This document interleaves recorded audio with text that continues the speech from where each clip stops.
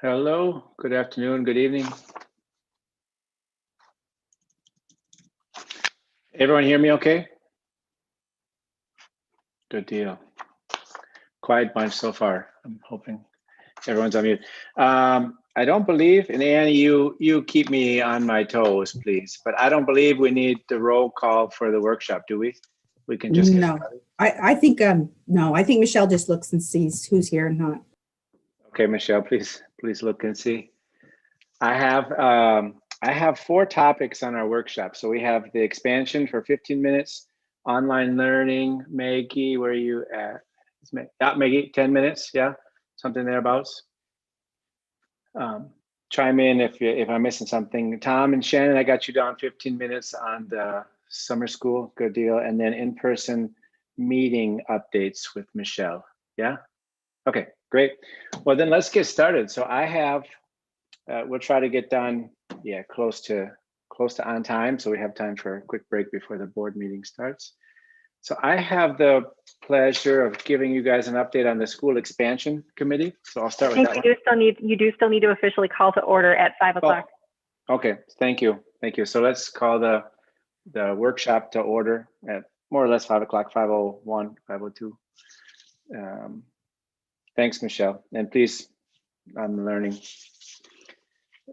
Keep me in check. So I would like to start with the school expansion possibilities then, and just, I'm not gonna go through all of the details, but you guys, I wanna leave some time for questions. So the main reason is to kind of give an update on where we're at to the board. And then I have, I'm gonna share just a few minutes maybe as the chair report when we have the board meeting. But we have gone through some of the other charter schools, right, to take a look. So if you think big picture, we kind of feel like we need to expand based on the way the finances work, right? So it's one of those grow or die sort of models that we have, and we've talked about that in the past. So that's why we're looking for expansion and how do we do it. And so we've looked at other schools, we've developed a wish list. So when I say we, this is the expansion committee, right? Developed a wish list. We did that with staff, parents, students, the community as best we could. So we have that file. I'd be happy to share with folks if you want to see that in details. We did kind of confirm a design brief, what we're calling it, which is basically the common themes of things that kept coming through. And then we also confirmed the numbers. And what I wanted to take you through was some of the current scenarios of where we're at, because it's actually we're starting to talk about dates. Oh, I missed one key fact, which is we interviewed quite a few different developing companies. So whether they're a builder's representative or construction firm or architect, we've had those over the past couple of months come and kind of do their sales pitch to us. And we have chosen JB Vang right now as the best fit. Kept coming up in different recommendations and seems like it's a good fit for us. So they've taken us leaps and bounds ahead of where we were even just a few months ago, because we've so far been doing some pro bono work with them. And what we did is, previous analysis, we were looking at in the next 10 years having as many as double or maybe even more students. So taking the 500 number up to about 1,200 actually, if you look at the math. The advice we've been given by Ku, so Ku works with JB Vang, his company. He says we really need to focus on 5 years. So that's how long we can get a bond for. So we can't really get a bond for 10-year numbers out. So what we did is we did a couple scenarios where we looked at what would the school look like at this size and what would it look like at, at the full size. It's not realistic probably to say we'll have 1,000 or even 1,200 kids in the school in the next 5 years, but we wanted to lay the school out to say, what would that school look like, assuming our vision came to fruition. And I'm kind of talking fast because I want to share some Gina, am I able to share? Or can you work on giving me share privileges while I keep talking, and then I'll share a document. So what we share now. Thank you. What we currently have is we have almost 70,000, and then I'll say 68,500 square feet on our building. If we went up to 900 students and we did the math based on how many square feet we should have, we not quite doubled it. 104,000 square feet is what we need. If we were to go to the full 1,200 students, I'm looking at 150,000. So it's more than double the size that we currently have. We can actually afford this based on our good credit rating and getting the bonds, we believe we can get issued at a reasonable financial rate, which was in the board packet if you went through the details of the two different scenarios.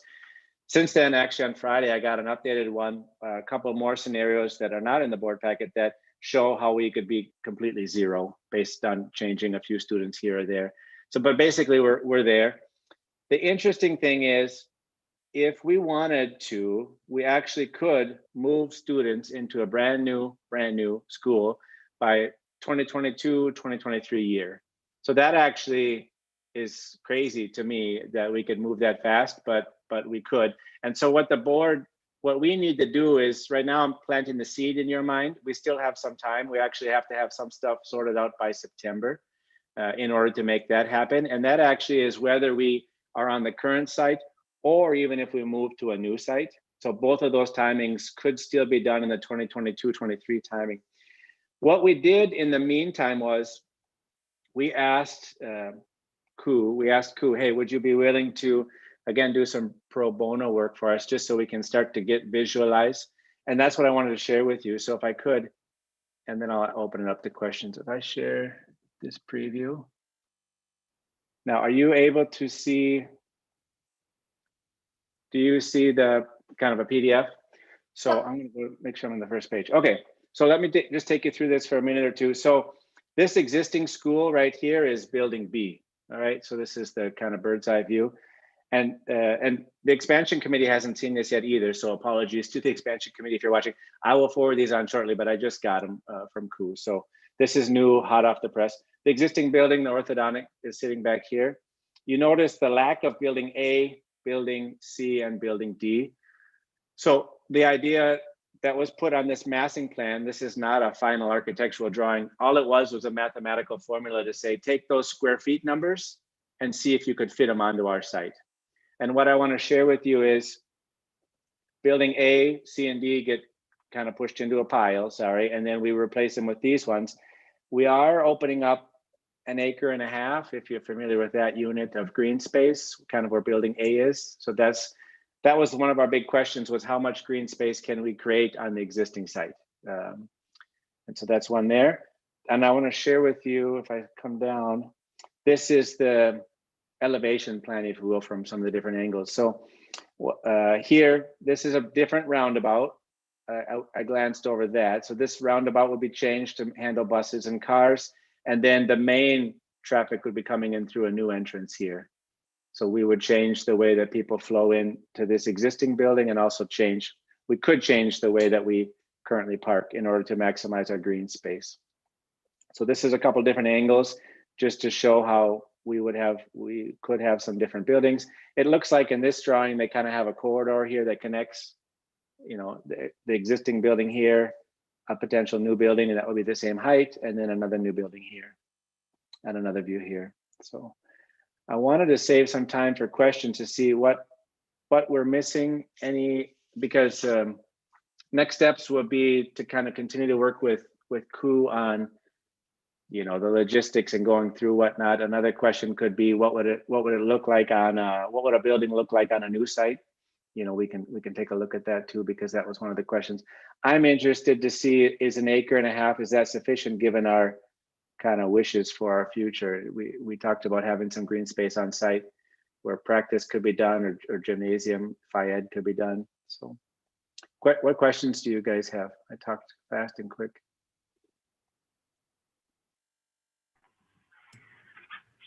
So for the square footage and things that they're mapping out here, I guess I'm not sure. So you've got, our current site is how many acres? Well, this is the current site, but our current square foot is 68,500. Mm-hmm. So Michelle, one idea could be, because we can't maybe afford the full building, because I don't think it's realistic to say we'll have 1,000 kids in 5 years. Possible, but so we could consider maybe doing this portion. So I don't know if you can see my mouse, doing the top portion, and then maybe coming in the next 5-year project could be adding the latter portion. So this is more building than we will need for some time. Our current plan has us going up to 600 students, but I don't think that's realistic for our school. We are already crammed, in my opinion. We already crammed in the existing with 500, and to get to 600 is going to be even tighter. So let's start thinking about what a new building could look like. I think my question would just really be on their timeline. I think there is a lot of like cost benefit to maintaining our current site, like a net gain.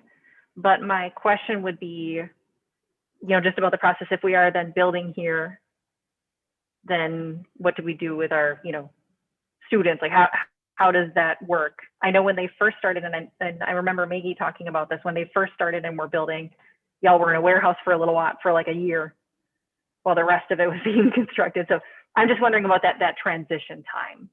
I know y'all are still getting that ready. Yeah, I think we can avoid the warehouses. I hope so.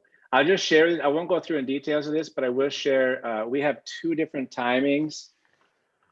This is if we stay at the current location. So let's say option 1, and then we have one for option 2. And the bottom line is that we've had a lot of discussions with them about how do we make sure that the construction is either done during the summer or to minimize the impact to a current school year, so that we will be in the buildings up until, and we could tear down the parking lot example, build up the building in a safe way, and then it would be a little painful for a little while, but still manageable in terms of classes. And then over summer, push down the older buildings and do what we got to do there with the grasses and all that.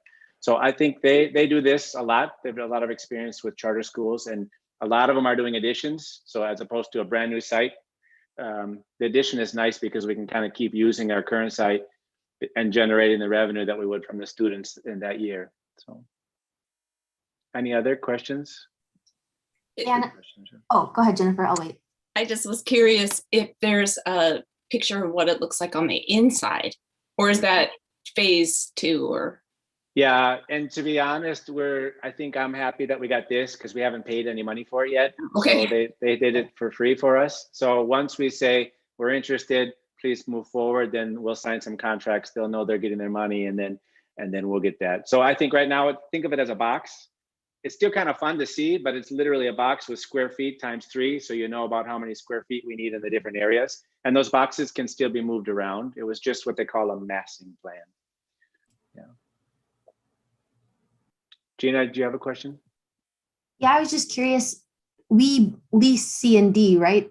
And in terms of the land that they are on, what would have to happen there in terms of like the land ownership? We would have to buy it. And my understanding in talking to the previous director is we have an option to buy at a certain price, and that's fixed in on that table that was sent earlier in the board packet notes. There is an option, and you can kind of see the price that we would pay to buy that. So, I mean, it's not cheap. We're in the $30 million, something like that for this expansion. Maybe 1 or 1+ million was on these purchasing of these lands and buildings, and then pushing them to a pile. Other questions? Good questions. The other question I had was about the road. Do we pay for the whole road reconstruction, or does that dental office help? That's a good question.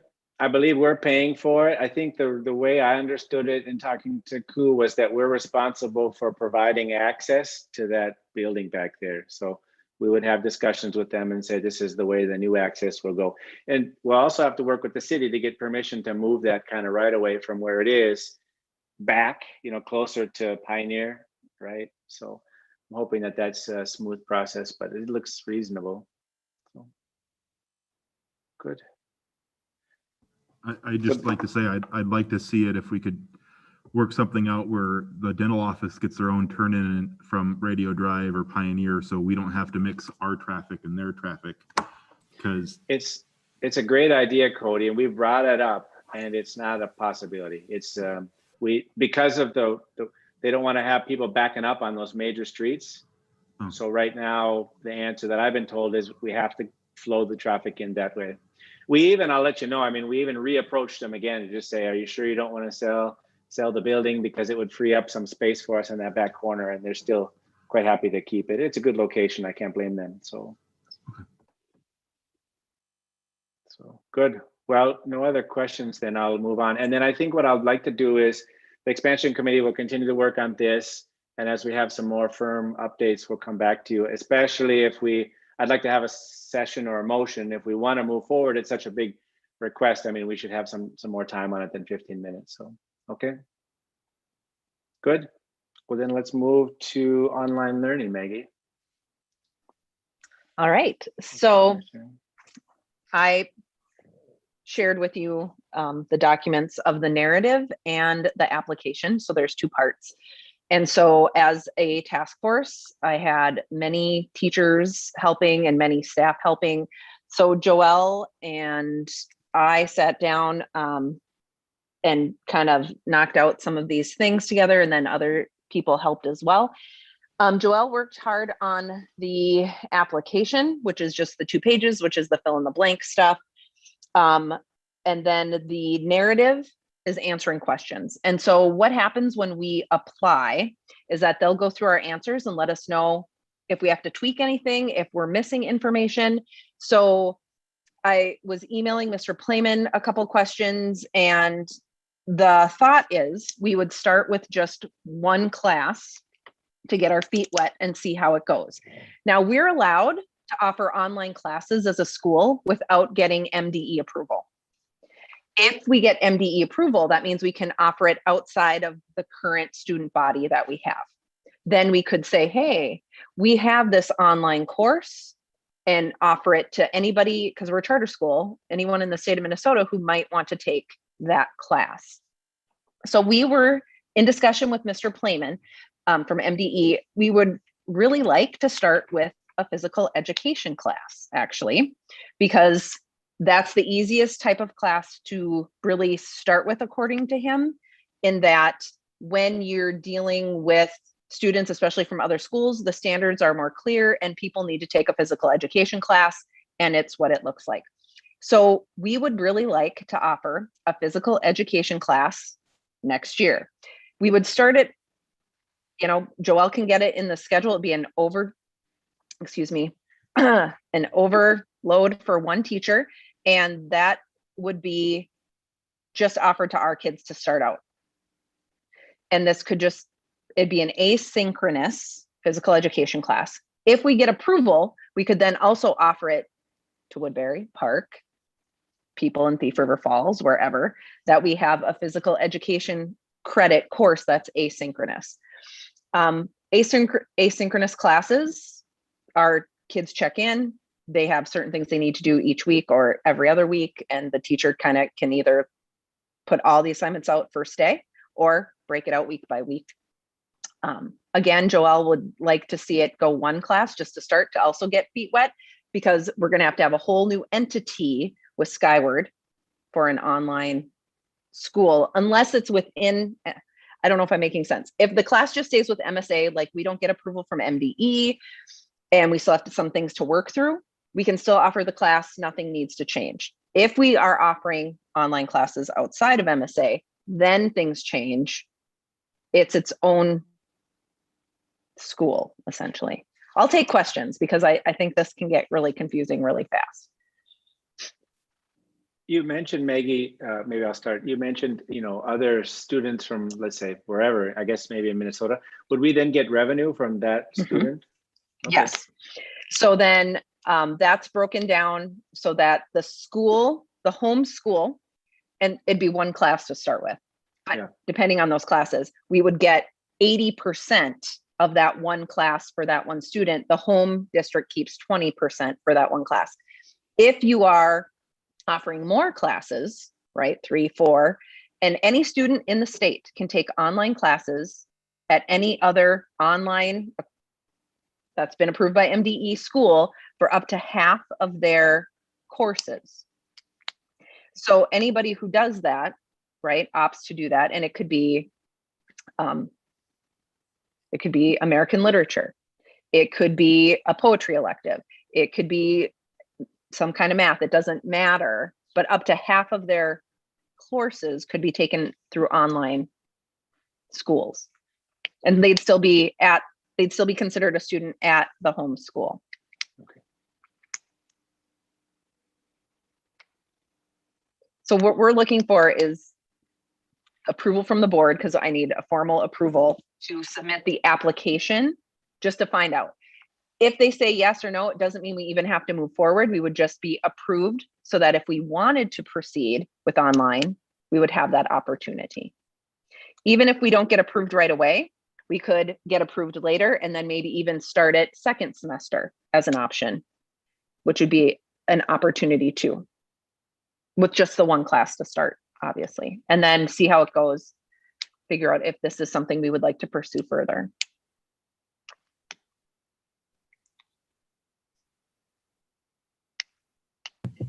And Maggie, that's what's on the agenda for the board meeting, right? Yeah. Yes. Okay. Yes. Yep.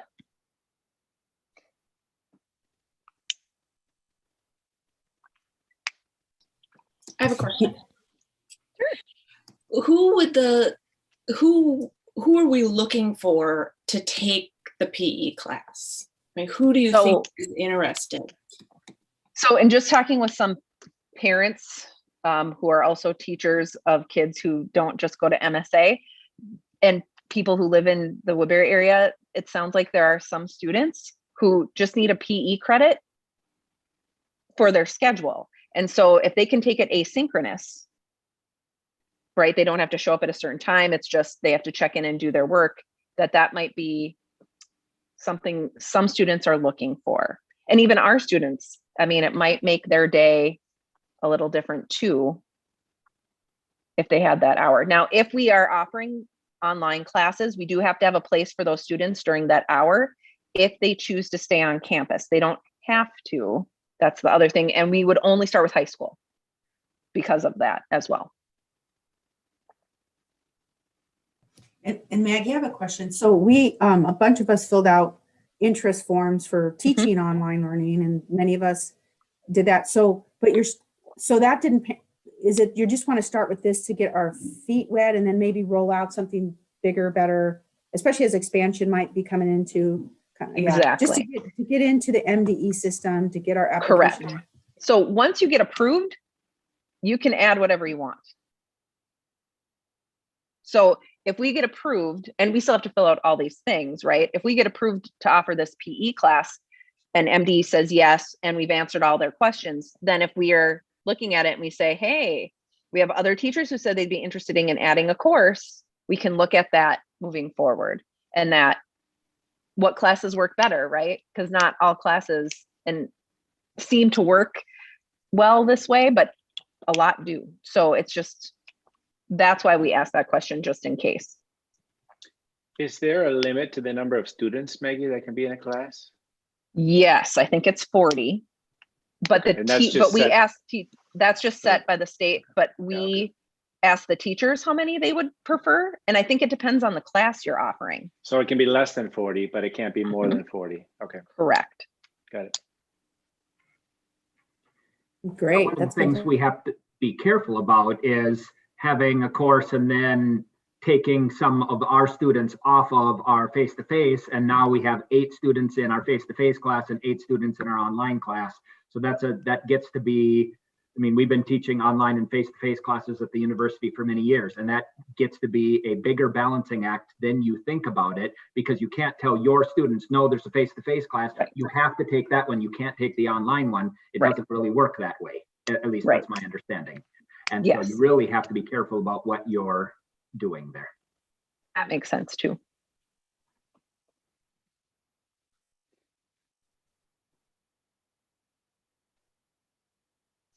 All right. Good. If you have questions, just email. I'll try my best to answer them, or I'll lead you to who can. So thank you. All right, we'll switch to Tom and Shannon on summer school update, please. Yeah, thank you. So if you haven't heard by now, we've been in a couple of the various committees, academic and finance in particular, kind of talking through some of this stuff.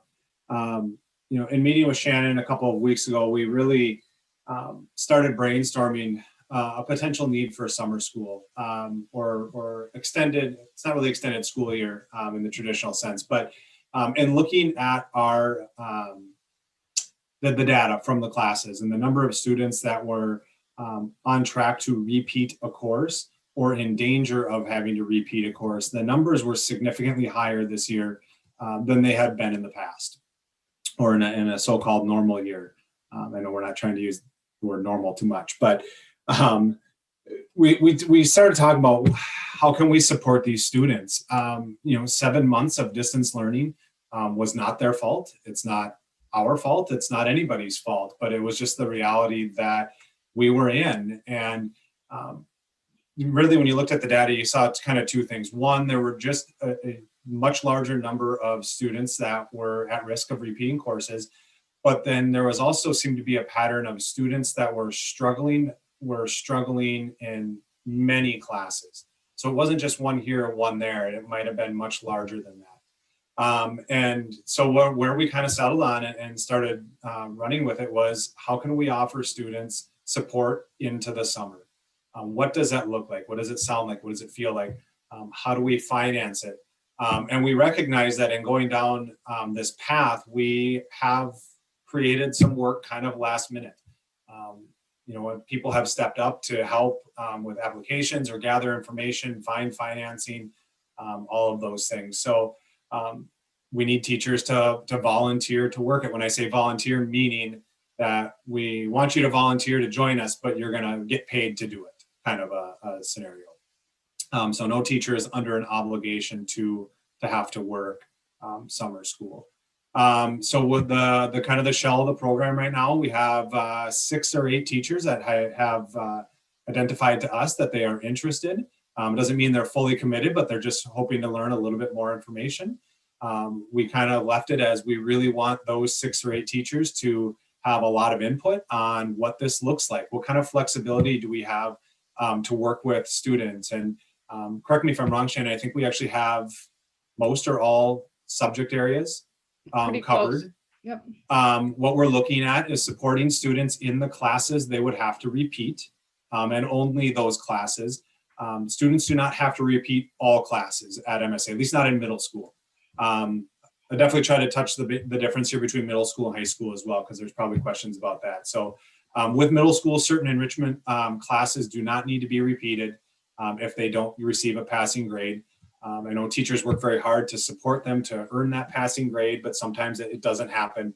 They don't have to repeat some of those classes. So we're looking at supporting students in the classes that they would have to repeat.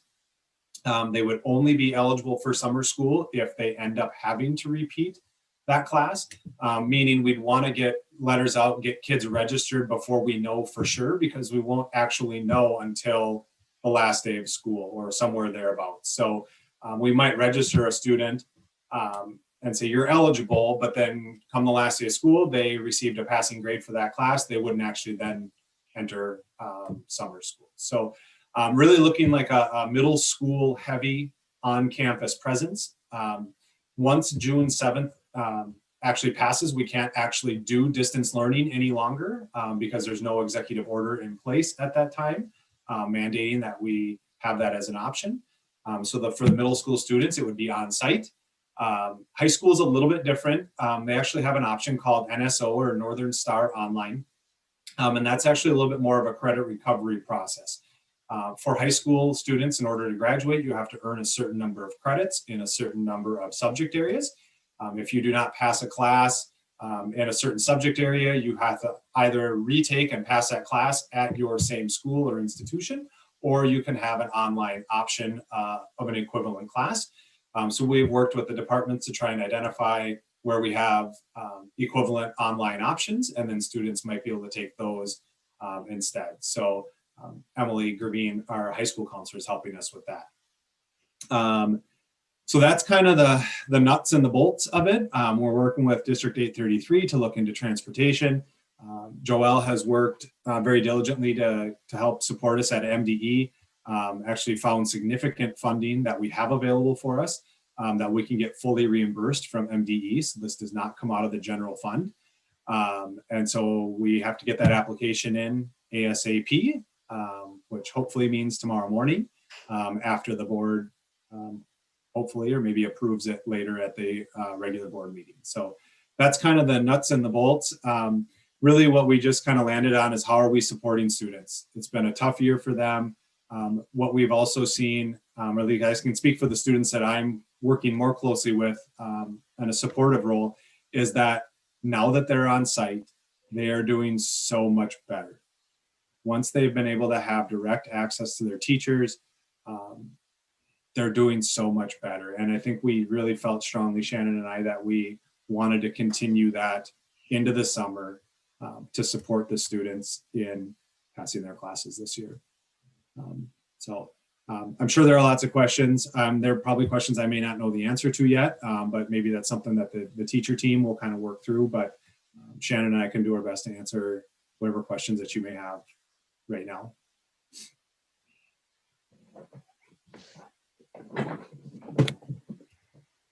I just wanted to double check as well, a couple of things. First up, so you have teachers there are teacher individuals who are willing to come in. They're from all of the departments. That's amazing.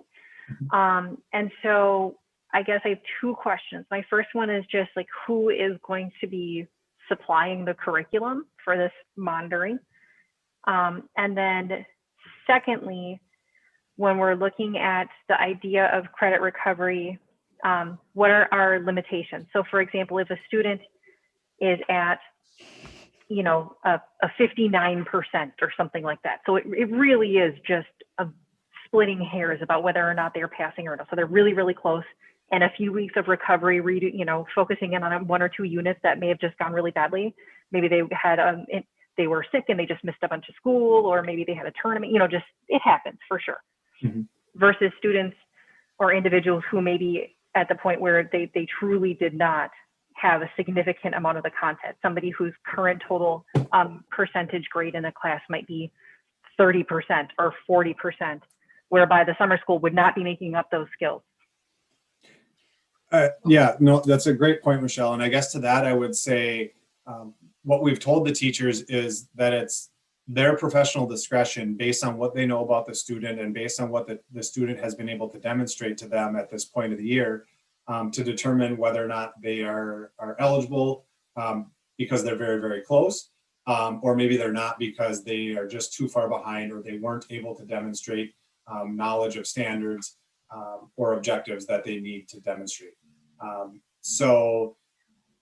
I guess to that end, what we told teachers, we're not asking you to look the other way and just pass students. That's 100% not what we want. That's not ethical. That's not what we want you to do. What we want you to do, if you can, is identify students, as you just said, who missed a unit here or there. They missed a project. Something was going on. Distance learning just really wasn't working, but they're really close. Can they redo that unit? Can they redo that project? Is there an alternate way to assess what they know? You know, some students just really don't do well with paper and pencil, 40 question tests. So is there an alternate way that student can show you that they understand the material and have met benchmarks or objectives? If they can, and you feel confident that they know and understand the material, and you feel confident passing them if they can demonstrate that to you, then I feel confident as an interim director passing them on. I don't say passing them on, that's not really what I mean, but having them not have to repeat the course. So we do need teacher input and teacher judgment on what student is truly eligible and what students may not be. I think high school also has the piece, if say they're at a 20%, they could do NSO and do the whole class over through NSO. So high school has that other caveat that we can put in place. Well, and I think we're using our Win Fridays too, Tom. I mean, I know you pitched that at the staff meeting. So I've already got kids lined up for Win Fridays to come in and make up this stuff that if they're on the border. So I don't have that many. I'm kind of surprised. I personally don't have that many this year. I don't know why, but they've done the work. And then about who plans the curriculum? Well, Again, if it's high school, it's done by NSO unless it's just that unit or something, Michelle. Middle school is a different beast. Definitely. Yep. That's kind of what I'm asking is so for the MSA program, which would have a significant, you know, I know there's differences between the two for sure, but if it's an MSA class that's being supplemented, who's providing the curriculum? Yeah, there is funding available for teachers to get paid for preparation time. for that. So we take a look at the list of students who are eligible, and then take a look at who's working and just kind of collaborate that way. Again, certain subjects lend themselves to a little bit more of, you need the content area teacher there. Spanish is one subject that comes to mind. You're probably going to need a licensed Spanish teacher to help support with Spanish information. Other classes, again, it might just be a project and there's not really curriculum development per se, more of supplying that and grading a project or a unit that needs to be done. So we do have funds available that we can provide for preparation for summer school.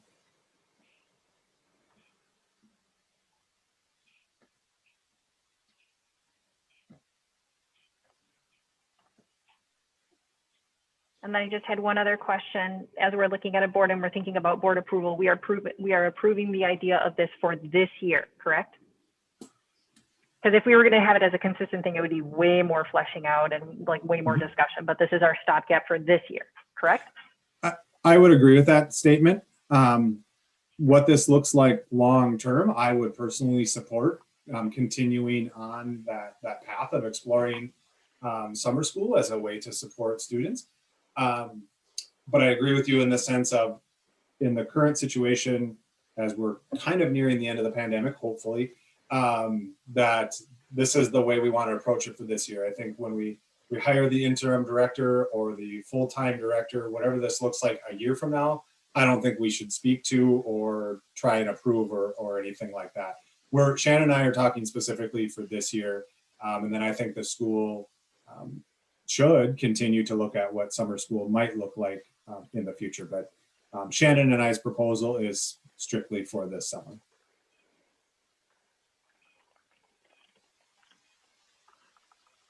When would it start and how long of a day do these kids have? Great question. Go ahead. I'd say we are thinking of taking a week off, giving the kids a week break and then starting. And our thought is, and we'll discuss it out with the group, is 9 to 12, Monday through Thursday, and go 6 weeks minus July 5th, I think. Mm-hmm. And the students wouldn't have to stay the whole time. If someone has one class and one project, they may be done in a week and a half. Some other students might be there 4 weeks. So there'd be some flexibility with the students. They wouldn't have to stay the whole 6 weeks. Could they then, let's say families already had something planned, could they maybe miss the first week and then come later if this just, I was just thinking for more flexibility for some of those kids and families maybe? Yep. Okay. And what is the start date do you have for that? So June 14th. 14th. How We many debated. months? Oh, sorry. That's what I say. We debated whether we wanted to take a week off, kind of that week of the 4th, or really, I guess, week of the 5th through the 10th. And we kind of landed on, we felt 6 weeks was a kind of an important number. But if we didn't have it that week, then we go to almost the last day of July, which is starting to get pretty late in the summer. So by going on the 6th, 7th, and 8th that week, we can eliminate the last week in July. And allow ourselves, because again, it's going to delay. There's going to be a little bit of a trickle down. We recognize that, because if a student is kind of waiting on a final grade for a class, that impacts their, how it gets entered into Skyward and how they get registered for the next class. So we recognize that does create some challenges for staff at MSA as well. I was just going to ask, how many students are you talking about, and are 6 to 8 teachers enough? We thought, what did we have, Tom? 68 kids? Yeah, we figured at this point it's roughly 70, but I would feel fairly confident that number will get smaller. As we get closer, and Annie said, the teachers are having students in on Fridays. Students do start to feel the pinch a little too as they get closer and closer to the end of school. And they do, for lack of a better word, kind of get going. And they get the last few things, and they do end up with passing grades. So we're anticipating that number of 70 would be less. How much less, we don't know for sure. But to that point, then if we got it down, if it was somewhere in the 50 range, now you're talking about a ratio of 6 to 8 to 1 teacher, which I think is a pretty manageable number.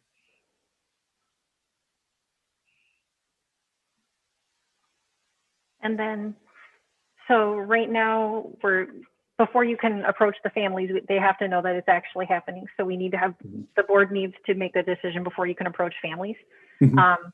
What happens if you approach the families and there just isn't the interest to support it? What do we do then?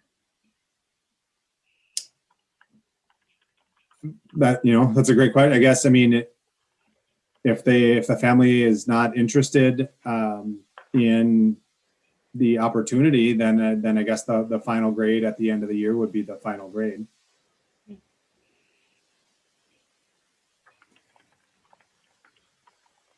And then speaking of that, what would you do with the final grade? Their final grade would still stand in the report cards or in Skyward. So then would they have essentially like a little summer term, its own sort of little semester, like a shortened, not little semester, that sounds so patronizing, like a shortened semester, but it just shows as a separate semester on the transcript?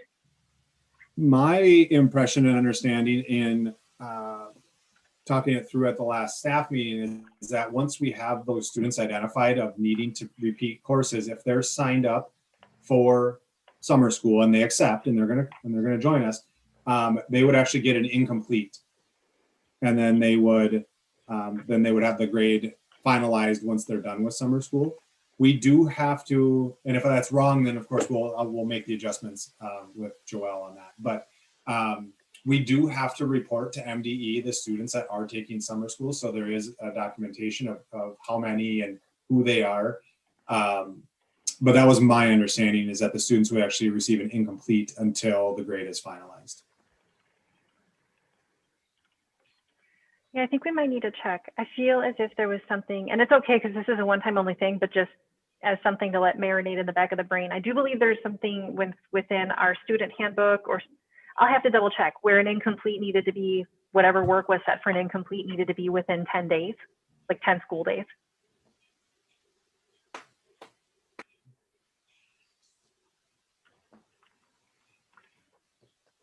Any other questions on this one? Otherwise, I think, as you mentioned, we'll make a motion in the board meeting for summer school. Good. Then Michelle, can you help us with the last topic of the in-person meeting updates? For that one, I sent out information. There was a couple of court cases that they had rulings on. And so with regard to in-person meetings, it's a little bit moot at this point based on the governor's decision. But what it was that if you were going to have on-site meetings, you had to ensure that they were actually open to the public. So if for any reason, which I don't want, please knock on wood, if for any reason we were going to return to a virtual meeting format, or where some people were on site and some people were not, if we have meetings that are on site, however our safety protocols for the fall work, we have to ensure that the public has equal access to the meeting. So we can't just say only 3 people can come in, or so however, wherever our location is, we have to be mindful of that it needs to be in line with whatever safety standards that we are required to comply with in the fall. And I think one thing, and maybe if we can use this topic just to cover it. So my understanding is our next meeting in June needs to be in person.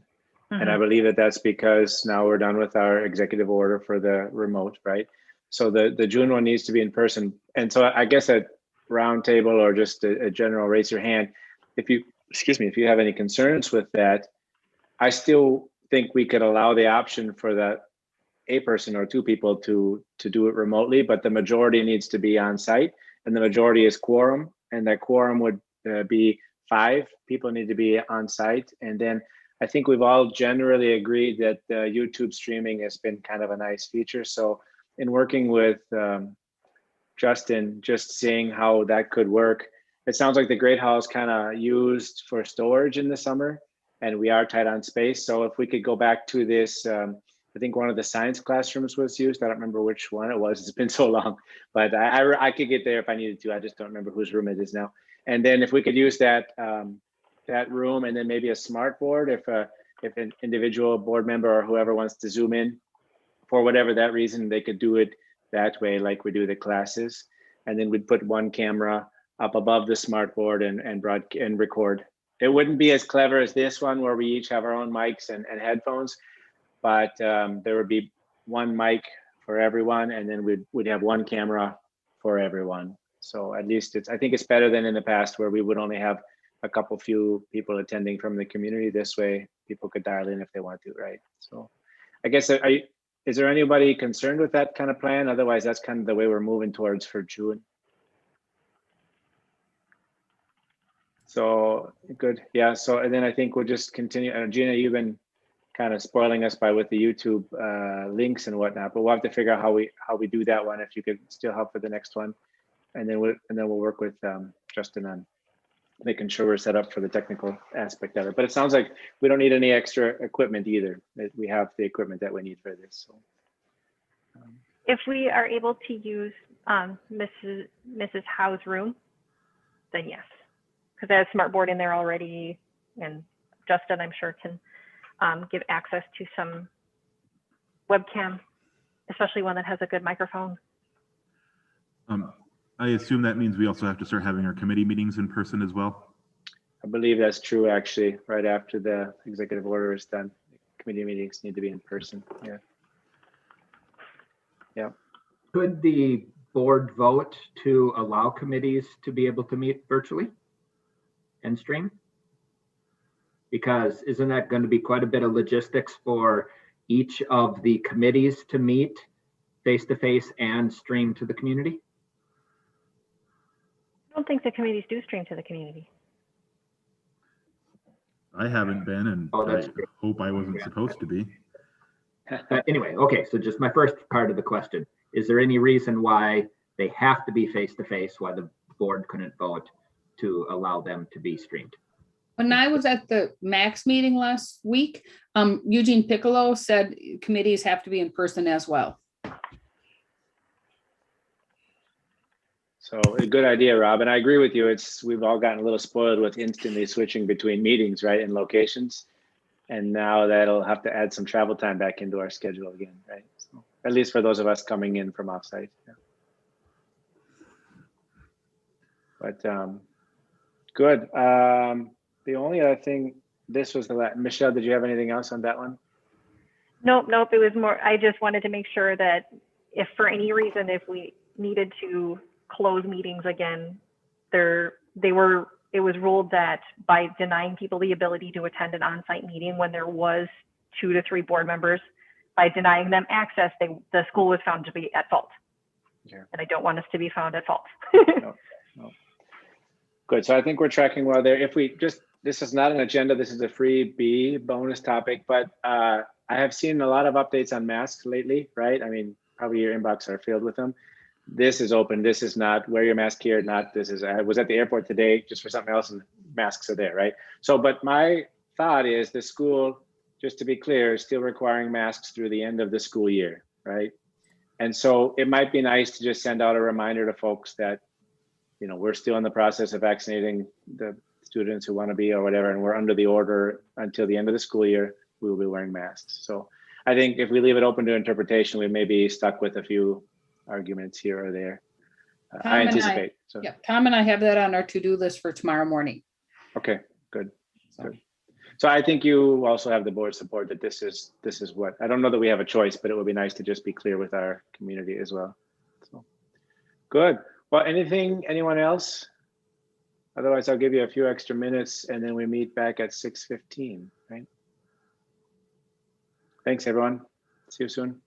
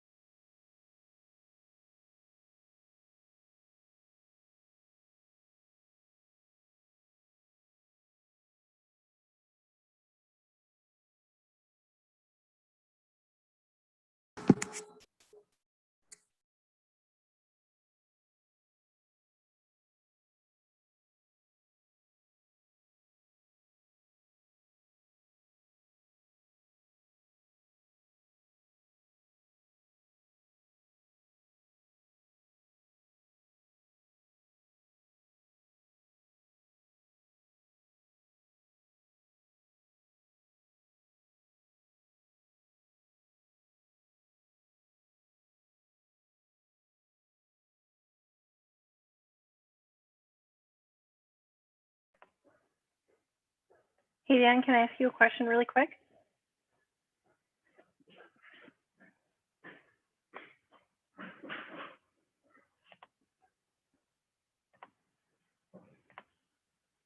Dan, can I ask you a question really quick?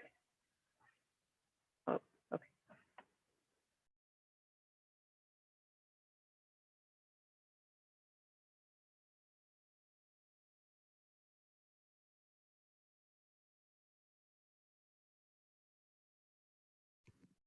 Hey, Dan, can you hear us? I don't think he can hear us.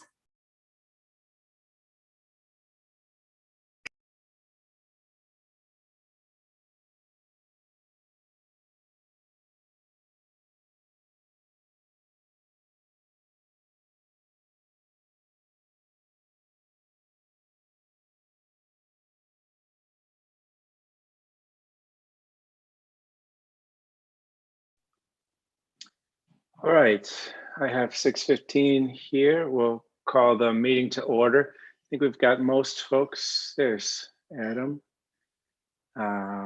Yeah, so let's get going. Dan, can you hear us? Can you guys hear me? Yes, okay. Yeah. I got a message, somebody can't hear. Okay. So Paula, would you mind reading the mission and vision for us this evening? Mission would provide accelerated curricula in all subjects with an emphasis on math and science. Our vision to be an innovative, sustainable model of academic excellence that creates well-rounded, lifelong learners and global citizens. Great, thank you very much. And can I do a roll call? So myself, Dan Ellingson here, Cody Schneek, Here. Michelle Kirkowski, Here. Gina Albers, Here. Adam Bartz, Here. Robert Kruger, Here. Jennifer Bartle, Here. Maggie Bergerath, Here. Annie Cardenas. Here. All right. Let's approve the agenda, and team, please help me out if I'm missing anything. No issues if I'm calling something out wrong, but does anyone have a conflict of interest for this particular evening and agenda as it's written? No? Don't we need to move to approve the agenda before we go into conflict of interest? Okay, let's do the agenda approval. I will I move think, to approve the agenda then. do I have a second? This is Gina. I'll second. Okay, then I think we can discuss. I know there was one thing, Maggie, we were talking about the calendar, right? There was a change that needed to be made on the calendar. Excuse me. So I'm wondering if we can't put that on the consent agenda item. We just needed to remove one day. Is that right? Yes, we need to change one of the days in April, the 25th or 26th. I can look it up quick. My computer is frozen, so I'm sorry about that. It's okay. We can take it. We can take it then, as long as we're okay with putting it on that consent agenda, I think. Okay, and everybody already saw it, so. Any other changes? Dan, I was kind of confused. It has a discussion of more open forum. Is that the same thing that I was talking about at the workshop about we probably can just take that one off, I think. Yeah, I think we can take that one off. And I was going to talk just briefly about it on the chair report. So good idea. So 12J has been removed, if we're okay with that. And then Dan, on 10A and E12A are the same to some degree. Are we taking it off of 10A? I think there's a little bit of discussion, so it probably makes sense that we take it off at 10A and add it to, or leave it on 12A. Is that okay? Mhm. All right. Any other changes to the agenda tonight? We got a full one, exciting one. I just want to say at one point I had a discussion about solar panels. I removed that. So if you saw that before and notice it's missing, I remove that. That didn't get lost. Okay, thanks, Cody. I actually looked for that one because I was going to ask if you could push it back 1 month, and it was gone already. So thank you. All right, any other suggestions, improvements? Rob, do we need to vote on each of these changes individually, or can we do it with one sweeping motion as amended? One motion for an amended agenda.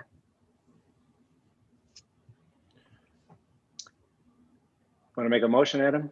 Sure. I will move to amend the agenda with the aforementioned adjustments.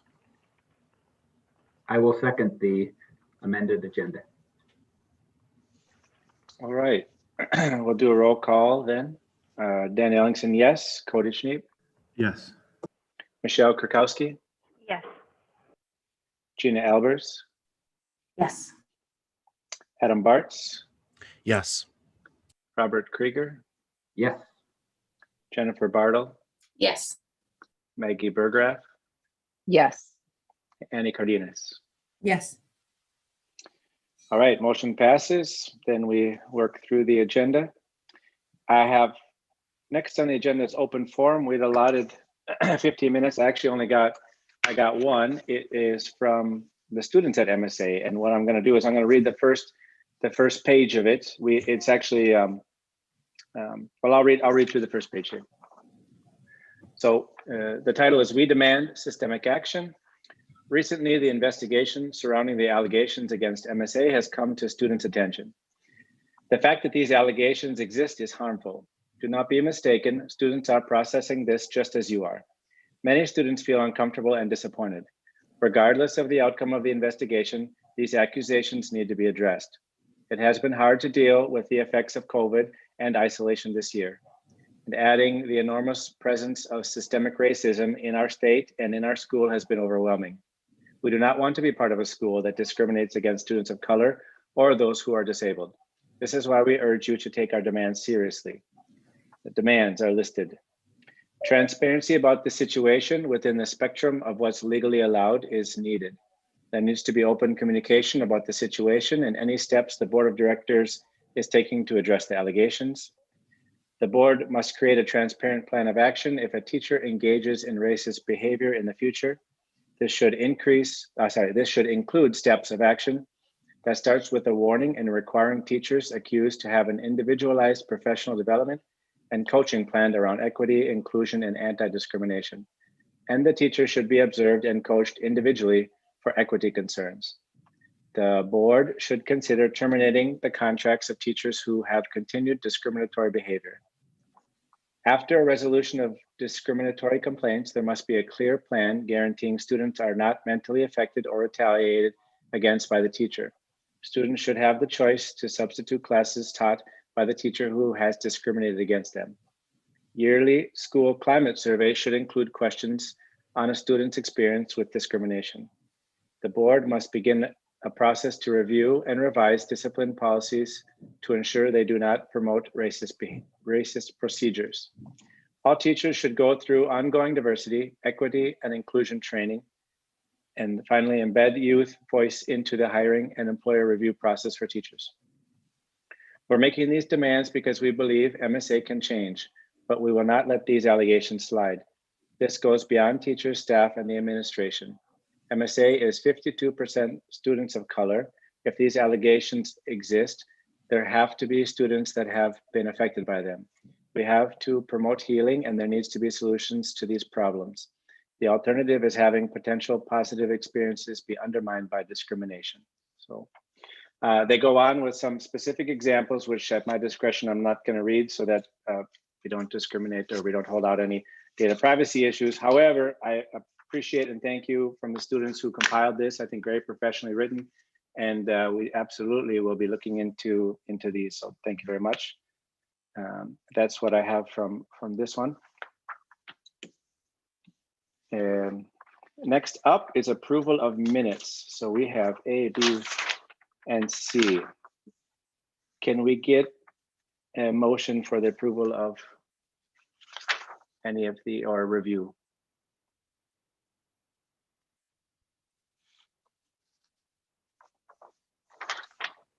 This is Rob. I move. Second from anyone? This is Maggie. I'll second. Thank you. Anyway, so we'll start with A, special board meeting, April 15th. Any questions, concerns? Does anybody know if we can't, I mean, normally you could put something like this on a consent agenda. Can we just move to vote all three of them at once? I believe we can. So I would like to amend my motion to approve all three of these minutes. This is Maggie. I will second. So in the future, Rob, should I have these in the consent, or should we have these in the consent agenda?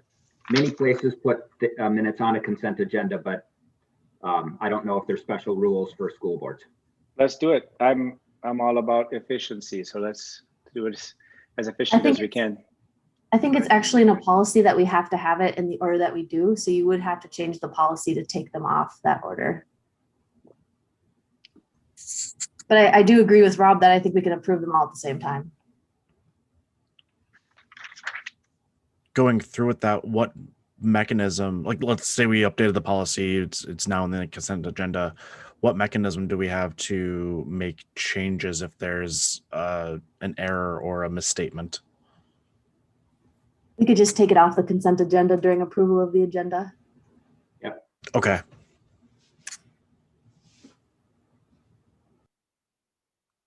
And then we'd talk about it as needed and approve it separately, sounds like. Okay, good. So I think we have a second from Maggie for discussion. So I guess any agenda items, or sorry, any agenda notes or meeting notes need to be amended. Seeing some shaking of heads. Okay, then good job on the notes, and we will vote. We'll do a roll call vote to approve the as stated. So Danny Ellingson, yes. Cody Schneid. Yes. Michelle Krakowski. Yes. Gina Albers. Yes. Adam Bartz. Yes. Robert Krieger. Yes. Jennifer Bartle. Yes. Maggie Berggraf. Yes. Annie Cardenas. Yes. All right, the motion passes and all three agendas approved. So we are on to the chair report. And I would like to say the thing we talked about at the beginning together with Michelle is we are moving to in-person. So in that in-person is for the board. We have actually had a discussion about how we will, this was at the workshop, so we will continue. This meeting is virtual and will be the last one. So open forum moving forward, we'll be back to the traditional way of open forum. So if you have an open forum item, then we'd ask you to come to the board meeting, sign in as you would have in the past, write down your name so we know who's speaking, and then you would be able to present your open forum topic that way. So appreciate the patience you guys have given us as we've gone through this virtually over the past year, more or less. The other thing I would say is, I would like to spend just a couple minutes on expansion. And Gina, do I have permission to share still? Okay. I just wanted to spend a few minutes, and actually just for those out there who are watching and not familiar with the expansion plans, we have an expansion committee that's been looking at this for some time now, but we've been making more progress lately. And the board got an update at our workshop, just a brief update of where we're at. And the idea is the school is already a little bit tight. And as we go through the years, you can do the math and calculate how many students we'll need in order to afford our ever increasing costs. And that's just a mathematical formula. So we can calculate when we will need to expand. We're currently at 500 plus students, and we've done some scenarios where we would have 1,000 or even as many as 1,200 students. And what would that look like? Financially, it's an easy calculation, but I want to share with you, if I can, this is just to get you started. Is this coming through all right for everyone? Okay, great. So this may look a little different, but it's a bird's eye view of the site that we're currently on. And please don't take this as the final. This is really just to see if we can fit what we're trying to fit into our current site. That was one of the questions the expansion committee had. And so in order to get you kind of excited and maybe do a plug for the expansion committee, if you want to meet with us, we meet monthly. This could be what our existing site of about 68,000 to 70,000 square feet would need to expand to around 100 to 150,000 square feet in order to accommodate the students in a reasonable fashion. And right now, some of our classrooms are unreasonable.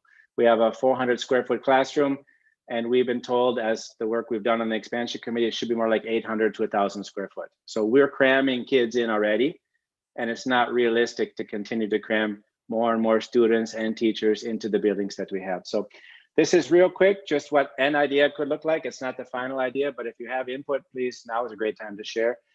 If building A was no longer there, building C and building D were no longer there, and building B were remaining, building B is our newest building, we could have something that looked like this. And the nice thing about this is we could have some green space, about 1.5 acres of green space on site.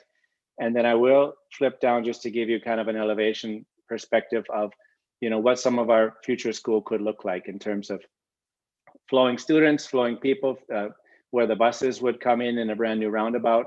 We would need permission, but we would change the entrance for the orthodontics in the back. And then also it would be changed for us too, to try to keep some of the students out of the traffic for parking and everything. So we've taken into consideration as much of the wish list that we've been fed with. Probably the biggest wish list is more space, green space, but also storage space, classroom space. So basically that's built into this. We are, as an expansion committee, going to look for board approval on this in the coming months.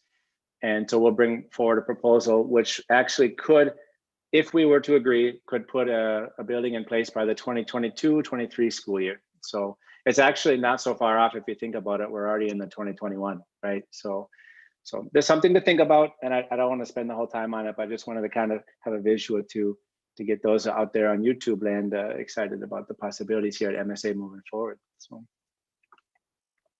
now I would like to turn it over to the co-directors, and maybe, I don't know if we've officially introduced you guys here, but Tom and Shannon have been doing a great job here over the past month, more or less, helping us out as co-directors. So Tom and Shannon, if you guys could take over. Yeah, thanks, Dan. So in addition to, you know, the standard day-to-day operations of supporting teachers and staff, we've taken over a lot of the duties or helped others take over the duties. I have taken over, and we're working pretty diligently now, really in the thick of things with interviewing candidates. So we've had a number of applicants for the open positions that we have. We have 2 interviews this week for internal candidates, and then we'll be starting external candidates hopefully next week. So hiring season is well underway. We've also been spending a lot of time trying to work through some of the budget items. We have staff department budgets that need to get completed. As you'll see later in the agenda, contracts need to be approved soon so we can start signing staff to contracts. So those are some of the duties that we've taken on. I guess working with our facilities manager, our contracted maintenance man, to look at what the summer is going to bring. Summer school has been a large portion of our planning and preparation as well. So that's just a little bit of what we've been working on. I don't know, Shannon, where you want to jump in there. Well, we started student COVID testing too, every 2 weeks. We did it May 3rd and today again, where they pick up their COVID test, take it home and bring it back on Tuesday. So we have had a few people take advantage of that free test.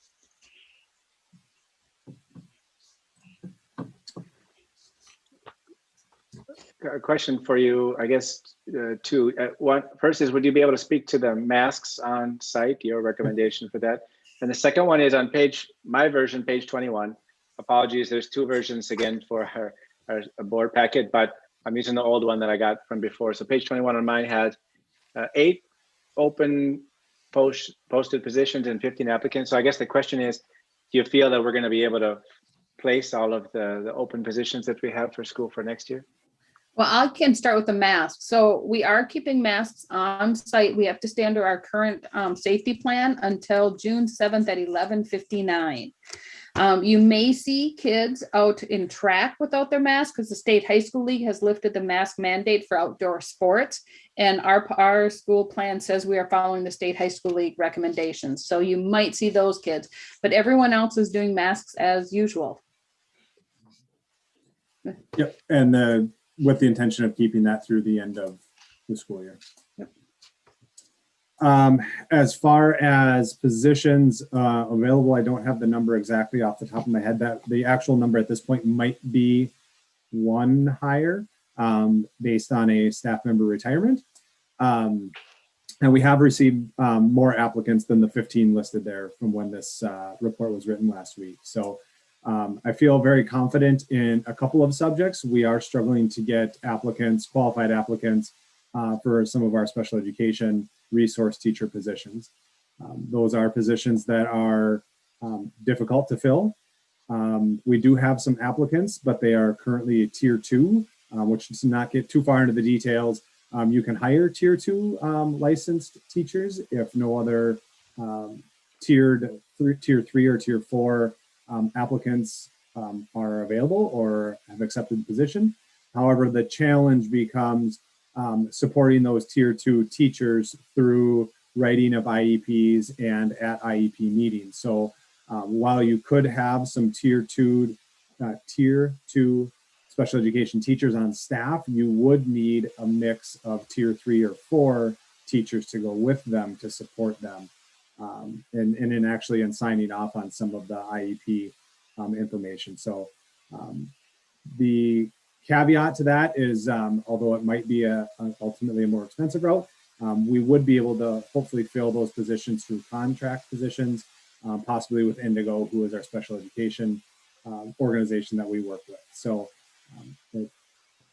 that's something that we will have to continue to work at, continue to post openings, and then work with Indigo to see where we may fall short. Tom, on that, are there some schools that offer more money or other perks, for lack of a better word, to attract for some of those important positions? I can't speak to that specifically or know that for a fact. I don't know, Rob, to be totally honest with you. I think it's been something that has been discussed in the past. I don't believe it's an option at MSA at the time. And I'm not sure if that's common practice at other charters or other, probably not likely at other traditional schools just because of union contracts. But if it's a practice at other charter schools, I'm not aware, but it's something we could potentially look into to see if that's common or if other schools use that.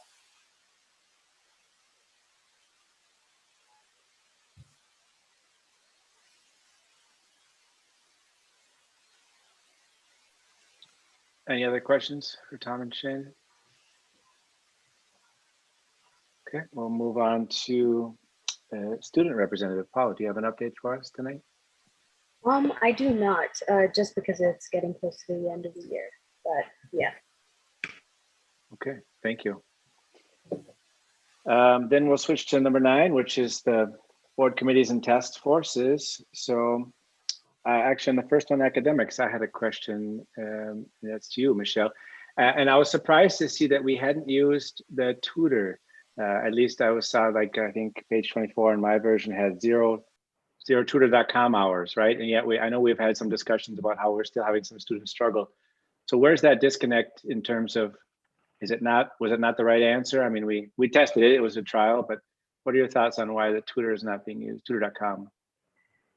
For that one, I would probably defer to Shannon, as she's been doing a lot of the updates for that, if that's okay with you, Shannon. Okay, yeah, of course, Shannon. We've opened that tutor.com up to any students and any families, and we're having a few sign up, but the students are finding it difficult because it's not camera to camera because of the age of our kids. So it's all typing in, and it just seems to not be a good fit for us because that's not what our students need because of their ages. Okay, so yeah. And does that expire this October? Yeah, like October, okay. October. Okay.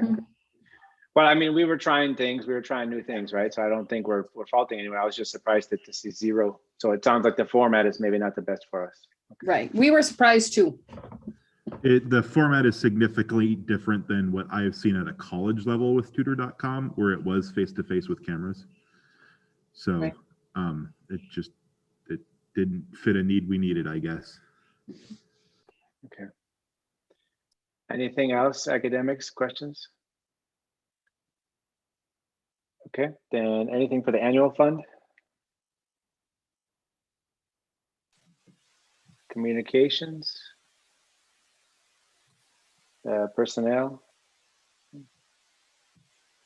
School expansion, anything from me? A policy? Director search. No questions. Yeah, but go I'll just ahead. say, in June, they'll most likely, a bunch of them are just going to be consent agenda, but we're going to have like probably 4, I think. There's a couple that don't need updates, but we just have some stragglers, and it's mostly just consent, but they'll be on the next. Thanks for the heads up. Yeah. Okay. Gina, any questions for Gina?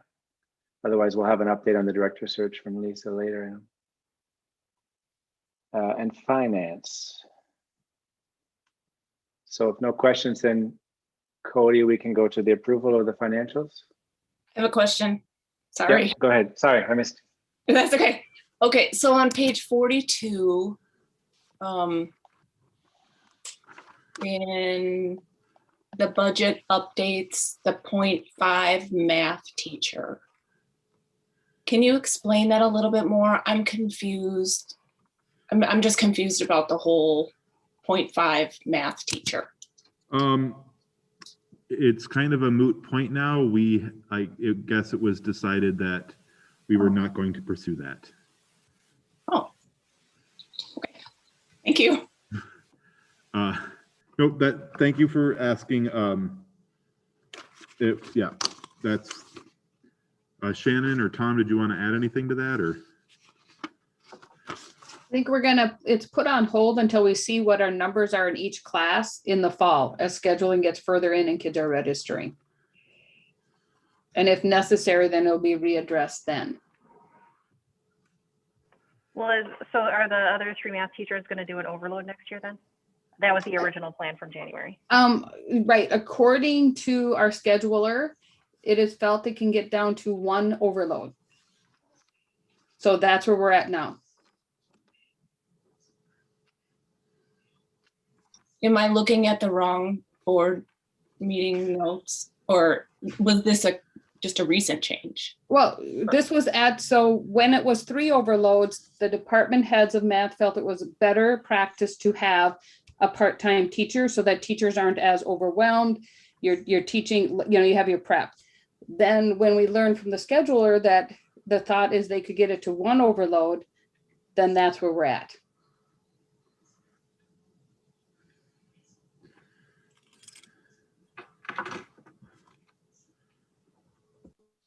There has been a whole week of development since the last finance meeting, so yeah. Mm-hmm. Dan, can I jump back quickly and ask a question about the AFC? Yeah, of course, please. I had missed that. It says allocation of funds 1,900, but then it talks about $3,000 this or $3,000 that. So can I just, what does the 1,900 refer to? So that is the money that has been kind of trickled down throughout the year from the fundraising that we did during Give to the Max and other pieces that have come in. The 2460 was a number that had just come in between the last AFC meeting and this one. So that there was a total that became available of $4,300. God, I didn't see the second. Okay, so that was my confusion. All right. And then the Coke thing, that is now working. Yes, it is. Okay. Thank you. And then, Can I go back to finance? oh yeah, sorry. Yep. Okay. With the PTO money for, not PTO, yes, PTO. With the PTO money for COVID reasons, I know we only have a short amount of time left, but I know we had discussed that last time. I was just curious if the finance committee had talked about allotting any certain number of days for those teachers who might have to take a day waiting to find out their test results if they had been exposed. That was not discussed. sorry. I can add it to the next one, but that might be a moot point by then. Okay.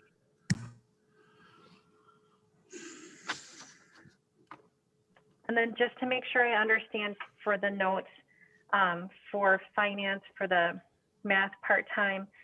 So right now, based on current information from Mrs. Punsack, there's one overload, and then if they're needed, like if they needed to add one other teacher with an overload, that would likely be assessed in the fall. Well, late summer. Yeah. So Yeah. August-ish, because I know Mrs. Punsack has been working really, really hard with that schedule, but things change over the summer too. Mhm. So, okay, just to make sure I got it. Thank you. Any other committee questions? Otherwise, we could switch to the approval of finances. Can we get a motion to approve the This item finances? so moved. Anyone I'll second it. Thanks, Cody. Okay, you want any updates for us, Cody? I did have, just give me a second. On page 69, no, 71.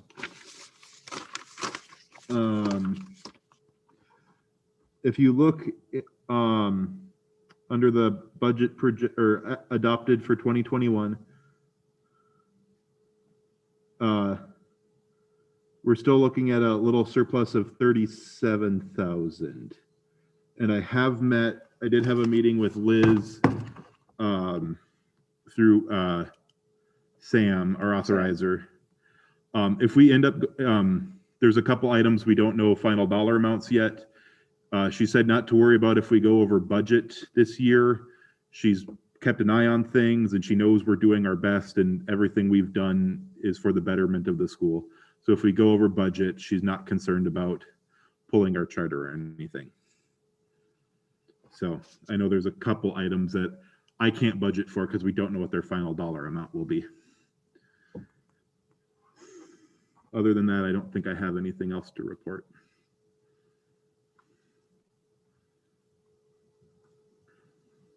Okay. Any other questions?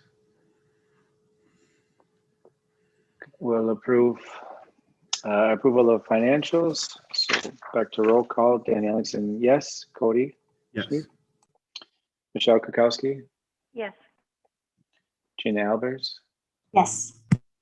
Adam Bartz? Yes. Robert Krieger? Yes. Jennifer Bartle? Yes. Maggie Bergerath? Yes. Annie Cardenas? Yes. All right, the motion passes. Next up, we have consent agenda and we changed that. So on my list, I have the calendar discussion. So Maggie, I don't know if you want to share any more on the change there. Just a reminder, when contracts were being drawn up, it was noticed that the number of teacher days did not actually match the current calendar. To fix the number of teacher days, we are adding a teacher work day in place of a day off. I still can't open the calendar. I apologize. I believe it was April 25th or 26th. Anybody see it? Which was originally a day off. And so we're just replacing that with a work day for teachers instead. April 25th. Thank you.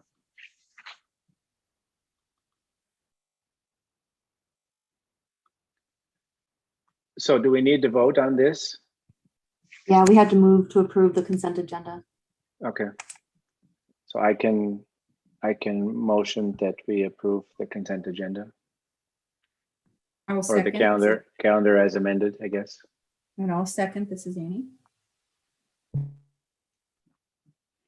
Okay. Who was the So, second? Annie. Thank you. So Dan Ellingson, yes. Cody Schneep, Yes. Michelle Krakowski, Yes. Gina Albers, Yes. Adam Bartz, Yes. Robert Krieger, Yes. Jennifer Bartle, Yes. Maggie Burgraff, Yes. Annie Cardenas. Yes. All right, consent agenda passes. Now we're on to old unfinished business. So we have approval of staff handbook.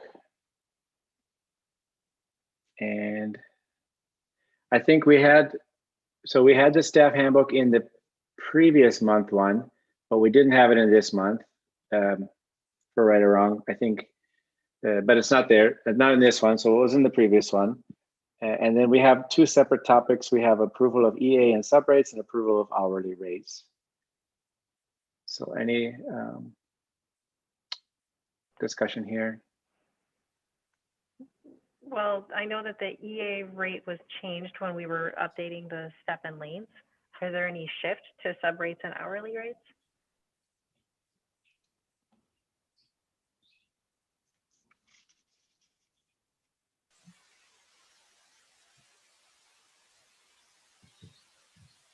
I believe that in the past, the director would have made a recommendation to increase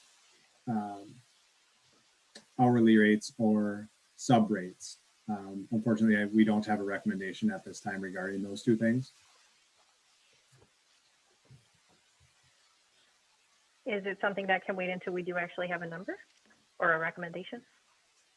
I think we need the handbook approved so we can give contracts to staff. But we might have to come back and relook at the handbook on the EA rates as well.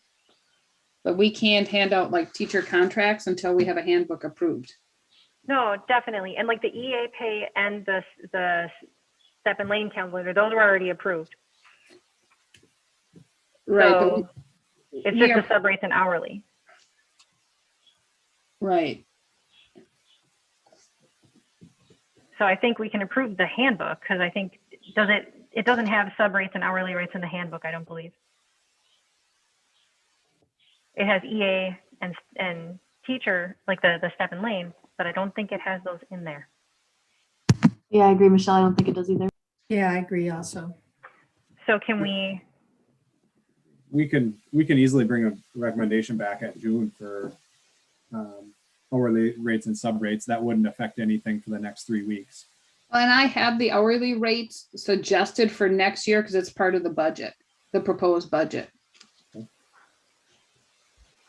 Gotcha. So we can bring those to the next meeting. Okay. I believe they were a 2% increase. I can see if I can find it. Yeah, I haven't calculated that. Well, so then, yeah, can we for old and unfinished business, can we just approve the handbook and then, because the EA stuff, those are already set. They already went to staff vote and everything. So can we just approve the final approval for handbook because it was missing like some of the language? And then all we need to do then would be at the June meeting. Yeah, this just confirm sub and hourly rates. Well, I think we have to look at the EA rates because according to the proposed budget and the EA approval, there's a big difference, like a big value difference. So correct, what, excuse me? I was asking, what's the value difference? Like, that's what I'm trying to figure out. One person alone is $10,000. So I think we have to look at the EA pay scale and figure out how much that's going to hit our budget next year. Because this approved rate is very different than the budget approval for next year. Well, but those rates were approved. So yeah, I guess finance would have to talk about those. Correct. And we'd have to have a task force or someone need to look at them.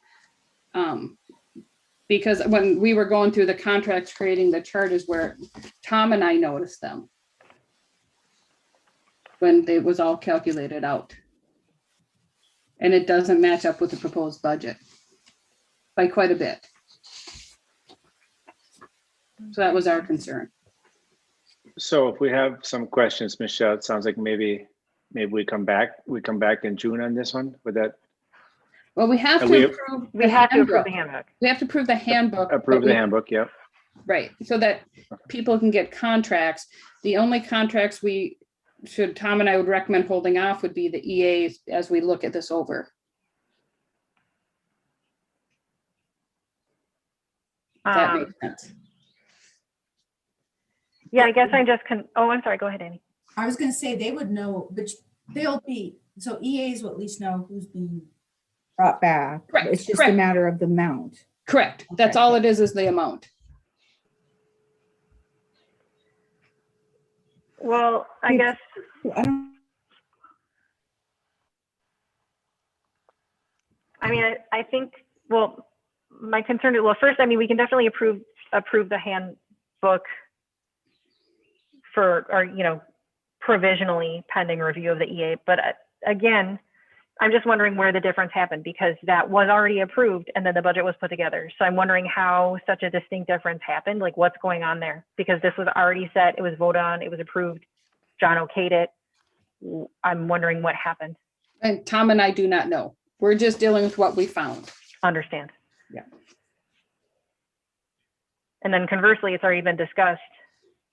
And I'm wondering, like, if we're looking at the EAs, if it's a significant difference, but how much is that difference with regard to the funding? Because it doesn't, was it 90% of that isn't actually from our budget? Yeah, but we just need to discuss it as a teacher group. I think that needs to be discussed as a staff or as a task force or something. I just want to clarify. So what's in the budget is lower than what you think it would be based off of the latest approved rates? A lot lower. Okay, so do I just need to make sure, send Dustin the new number so we can No. update it in the budget? Well, I have a call into Dustin. I'll talk to him, but I think we have to discuss this as the staff. There's some other pieces we just have to look at as a staff. Okay. I guess I don't get that either then. If Cody can fix it, can't we just go that route instead of rediscussing it? I'm trying to figure out how much to say. Tom, help me out here.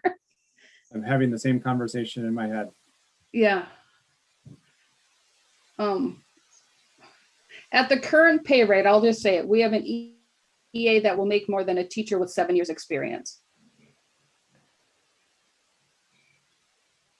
Yeah, we have concerns about the Inequity, not even that, it's just, the value on the chart, and the extraordinarily large raise that this person is set to receive. So that's the concern that I think needs to be looked at. and it's not the person's fault. They had nothing to do with it. It just seemed to see where this fell on the chart when it all came together. I don't think it was planned that an EA would make more than a teacher with that many years experience. I don't think that was ever the intent. Sounds like just a calculation error.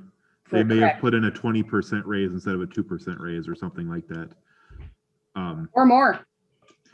Yeah, I don't know if I've seen that document to verify those numbers. Correct. And this just came out as we were doing the contract, figuring out the values, and it jumped out. Okay.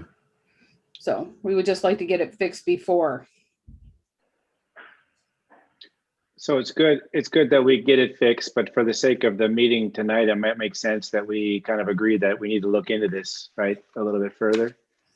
I guess that would be where I would lean towards, which is let's make sure it's right, but we don't have all the information here. We just have pieces. So it sounds like if we can wait till June to come back with the clear recommendation of here's what we found out, that could be a way to move forward. So Michelle, are you okay with that? I mean, we could make a motion. I can make a motion too.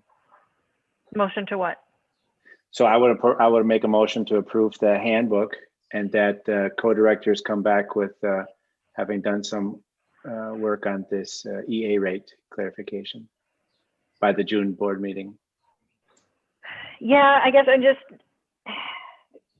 it's just troubling in the sense that this already went through financials. It already was reviewed. The EAs already saw the staff. The EAs voted on the. You know, it's been so long done, and to suddenly have this change, especially if people were not going to shift to other schools and they're staying here, and then they do last minute. It's really hard to find EAs. You know, we've had some years where that was a struggle. I don't know if it was the case like last year or the year before, but I know that there have been times where that was really, really difficult.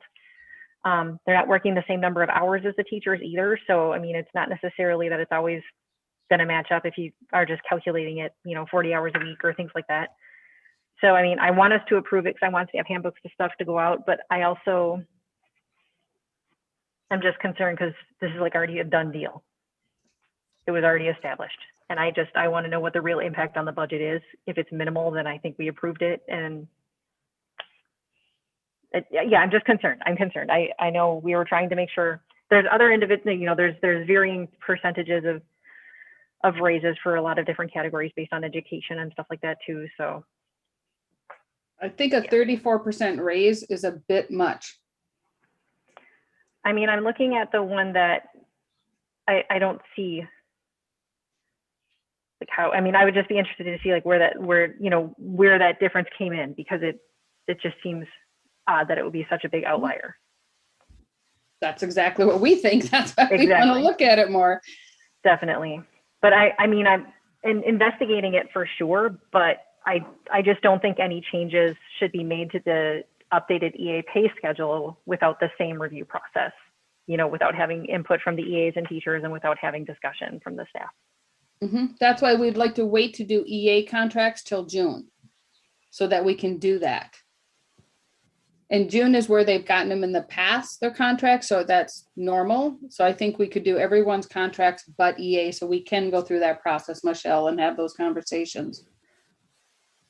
Definitely excellent. And I think as long as they aren't just waiting to know whether or not they're returning, that would be the really key thing. So as long as they're in the loop about it and they're just trying to figure out a couple, some of the budgetary things. Yes, we are intending on offering contracts to every current EA at MSA. And I think it's fair to say that their contracts will include a raise like other contracts will. So I hope that maybe sets everybody here at ease to know that we just want to do the due diligence to figure out where the mistake was made so that we can figure out a solution to address it. Yeah, definitely. I just want to make sure nobody's waiting. Yeah, I think it's important for them to know if they know and that this was a hiccup in whatever the formulation was. And that's what you're waiting on, because it has to have board approval. So you have to wait till June. There's not a lot to wiggle room there and discussion and stuff. June means like end of June, right? That's the only thing I'm concerned about. That's not just June, like end of the week of school June. We're talking late June. I guess I have a problem with that. I think that's, if I'm right, that's when EA contracts usually are approved, is at the June board meeting.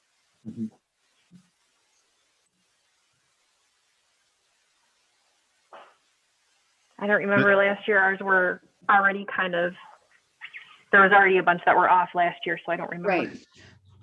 Right. That I don't remember where I've heard that, but that sounds familiar, that the EAs were a separate group of contracts. Right, because typically this special education department takes a little more time to know what their EA need is as we get files in from other schools, I'm sorry. So typically it is June.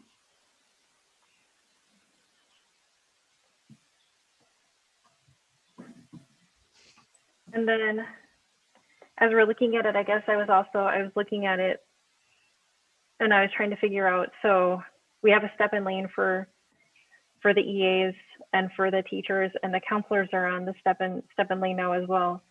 What are the benchmarks used for the admin and office staff percentages?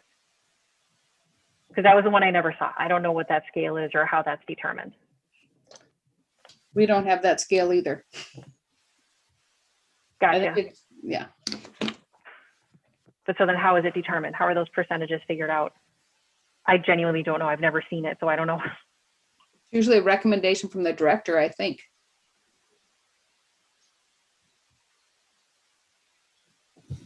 I know it was on the director's report last time about doing the guidance counselors on the teacher schedule, but did the board actually ever approve it? Because I don't remember doing that. I was under the impression when the budget got passed, that switch got approved as well because it was under that. I could be wrong. For the counselors. Because in the proposed budget, they are listed under the teacher salary or the teacher pay scale. Mm-hmm. Gotcha. I don't know. So then, yeah, I think, you know, looking at it, definitely, you know, approving the handbook and stuff as it is, but then, you know, sort of same thing. I think it's probably just in general a better idea to move towards like a sort of step and lane system for everybody. You know, because just looking at some of the, you know, how percentages are determined, like it would be better if it was consistent. Not necessarily the same step and lane for each group, but just that there should be one in existence for sure. I'm surprised that there isn't. And we just get surprised every year. Yeah, and that's what I mean. I feel like that's not super fair to the whole like office and admin staff, like not knowing ahead of time. I feel like that's not really very fair to you all to just be sitting like waiting. Like you can't do any forward budgeting. You can't. Nothing. That's not fair. And then what it's based on, it shouldn't be a subjective thing. It's, you know what I mean? I'm a very, very linear person, a very type A individual. And I feel like it shouldn't be based on subjective shifting things. I feel like it should be a more concrete and established thing. That's something I can work on over the summer, at least from the financial side of it, but I'm pretty sure there's going to be a personnel committee tie in there as well. Would that be correct? Yeah, they may be. I don't think we've really dealt with money as far as raises and stuff, but for sure the performances and the job descriptions and the, you know, the actual, you know, job parts of it. But I don't think we've ever attached money to it that I know of. Okay, we'll have to have a talk sometime and figure out who. Yeah, I agree. I think that's a good idea, Michelle. But we are at the staff contract thing. So I think we for sure maybe move forward on that. And then I'm just glad to hear the EAs are going to know they're returning. That's the big thing.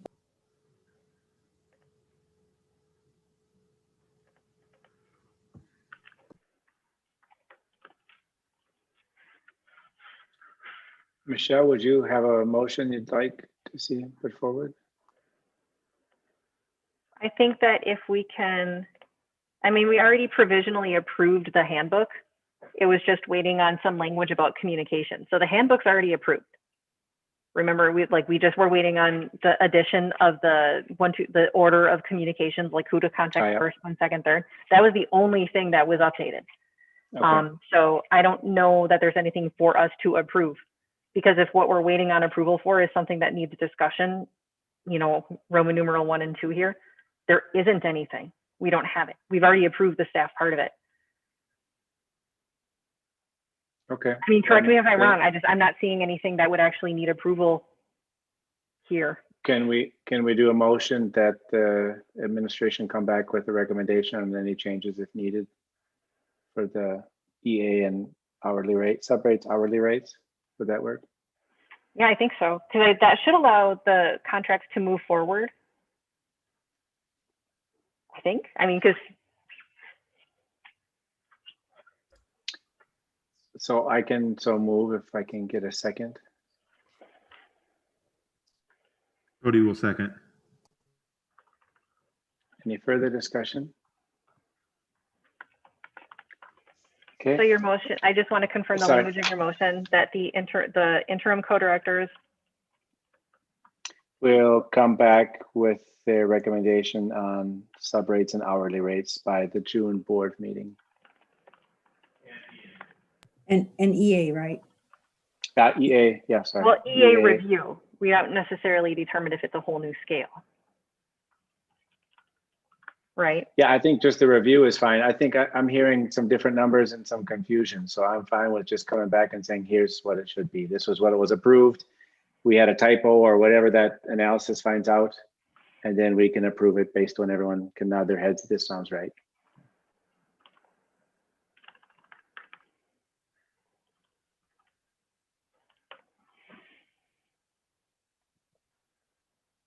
Okay, then I will, Dan Ellingson, yes. Cody Schneep, Yes. Michelle Kukowski, Yes. Gina Albers, Yes. Adam Bartz, Yes. Robert Krieger, Yeah. Jennifer Bartle, Yes. Maggie Burgraff, Yes. Annie Cardenas. Yes. All right, the motion passes. Look forward to the update in June. Now we move on the agenda I have here, move on to 12. So items 12, we have approval of teacher staff contracts, co-directors. So this is where we would like to offer all the contracts to all the staff and teachers other than EAs within the next week or so to have people sign them. So everyone is signed, sealed, and ready to go.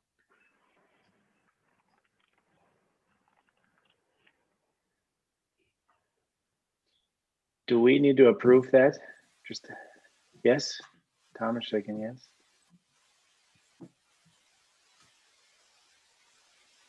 To Tom Freeze. Okay. No, No? I don't know. I don't know if that's something, if the finances have been approved, do we need the actual approval of that or not? I don't know. Or That just doesn't- letting you know.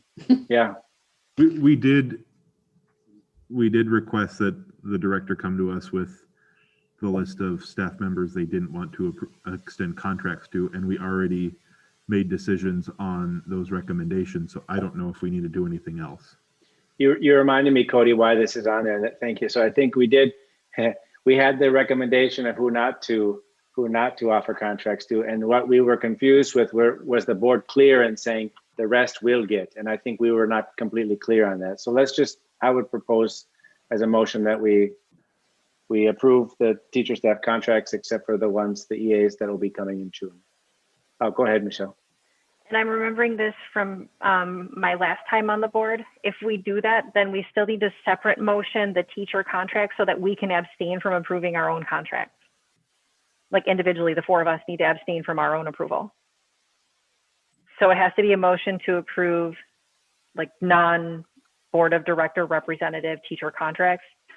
And then we would have, that's what we used to do when I was on the board last time. Because otherwise it can be a conflict of interest if you're approving a financial thing that's for your own gain. Of course. That's counter to some of those other measures, to our policy. Has it been done this way in the past, Michelle? Do you recall? I mean, Yes, Have when the I was on the board contracts- last time, we approved the teacher contracts. We would actually approve the contract for pretty much anything, just so that the board knew who was getting paid for what. So contractors, things like that. But then when it came to the teacher contracts, so we did teacher contracts, then staff. But then with the teacher contracts, we had to pull out the board of director teacher representatives, because then we would abstain from the approval of our own. then do we do another vote with the remaining board members? Yes, you had like the bulk of it, and then the 1, 2, 3, 4, where the board members would then approve that individual contract. So you'd approve Michelle Kukowski contract if you wanted to approve mine, but then I would be the abstaining member. I'm not saying we have to do that, but that's how, if you do this with all of them, then none of us can vote because we can't vote on our own contract. It's still a quorum, but just. I am certainly by no means an expert on this, but it is my understanding that the state recognizes that there is an inherent conflict of interest as an employee of a school on a school board, and actually wrote in that is an exception that, so in a sense, you can legally vote on your own teaching contract. That is the way I understand it. No, granted, my board training when I was on the board was 4 or 5 years ago, but that is the way that I understand it. You would have to abstain from something such that you owned an external business, and that business was looking at doing, something with MSA. Naturally, you would have to abstain from that. Again, I am not an expert on this, so please do not take my word as gospel, but it is my understanding that you do not have to abstain from voting on your own contract as a group vote here, because the state recognizes that you will inherently have a conflict by virtue of being an employee of a school that you are governing. I remember that too, Tom, but I'm okay with whatever.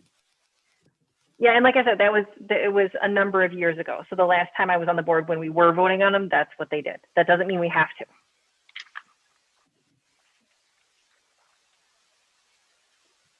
So we just kind of have to pick a system. Yeah, I'm wondering, we also have 9, well, I mean, we have 9 members and 4 which are teachers. So if the 5 that are not teachers approve it, it would have been approved anyways. If you could do it that way, I don't know. I think we should just vote. Just vote? Yep. Yeah, okay. So then I would like to I'll put the motion out again that we approve the teacher staff contracts, except for the EA ones, which will be coming back, or the ones we discussed will be coming back in June. I second. Any further discussion? Then let's vote. Dan Ellingson, yes. Cody Schneid, Yes. Michelle Krakowski, I will abstain. okay. Gina Albers, Now I don't know what to do. Yes. You don't have to, you do whatever you want. Okay, I didn't know where we were at on that. Okay, yes. Adam Bartz, Yes. Robert Kruger, Yes. Jennifer Bartle, Yes. Maggie Burgraff, Yes. and Annie Cardenas. Yes. Okay, so I got 8 yeses, 1 abstain, the motion passes. Good. Now the next one's an interesting one because actually group health and dental, I do not believe was in the original board packet. It may have been in the board folder, but it was not in the original board packet that I saw. So I think it's in the most recent one, but that was put out just hours ago. So I guess for you guys, where are we at with that? Are we able to approve it without having read it? I'm a little bit, I didn't get a chance to read it. So I will throw that out there. It was in the bold folder. I read it. Okay, I it was feel in the folder, comfortable. but not in the packet. Okay. I guess did anything change from years past? From That was kind of my question. This wasn't actually brought to any of the staff yet. We usually get to see it first. and I wouldn't be able to speak to that, why that didn't happen, I guess. The proposal is, or really looking at the board or at the items there, is to keep our same package with Blue Cross Blue Shield. According to Kraus Anderson, who is our who oversees our benefits, renewing the current plan with Blue Cross Blue Shield will be a 5.1% increase over this year. Medica was another carrier who came back, was the only other carrier who came back similarly priced, but that was another 1.6 above Blue Cross and Blue Shield. And so Blue Cross has offered us the continuation of our plan for a 5.1% increase, but we would keep the plan. According to Kraus Anderson, we would keep that current plan. Renewing the current plan with Blue Cross is a 5.1% increase, or $22,000 of an increase and change, 22,000 and change. That's the health one, right? Yes. The principal numbers, which is our dental, as of this email, but this is a little bit of an older email, I didn't see an update from this, would be a nominal increase is the word that was used. It doesn't appear that there's much change to the dental cost for the school. Cody, you had a chance to look over these numbers? I agree with that assessment. I guess my, Oh, go ahead. Nope, you go ahead. Well, I was just going to say my thought is I'd like to have, I think we have to be a little bit flexible, but also, we need to work together here. So if in the past things might have happened with John in place, right? We're kind of in this interim period right now. So one thing I'm wondering is if it makes sense that we propose as the board that we approve this, but then we'd be open to feedback from the staff if there's anything that we missed, just to keep things going. I literally copied this off of the chart, Annie. We were going through what we need to approve each month, so that's where it came from. I wouldn't have known to even ask. So if we can wait another month, I'm not sure, or if it needs to be approved now to keep the benefits going. I don't know. Do we need it for the contracts?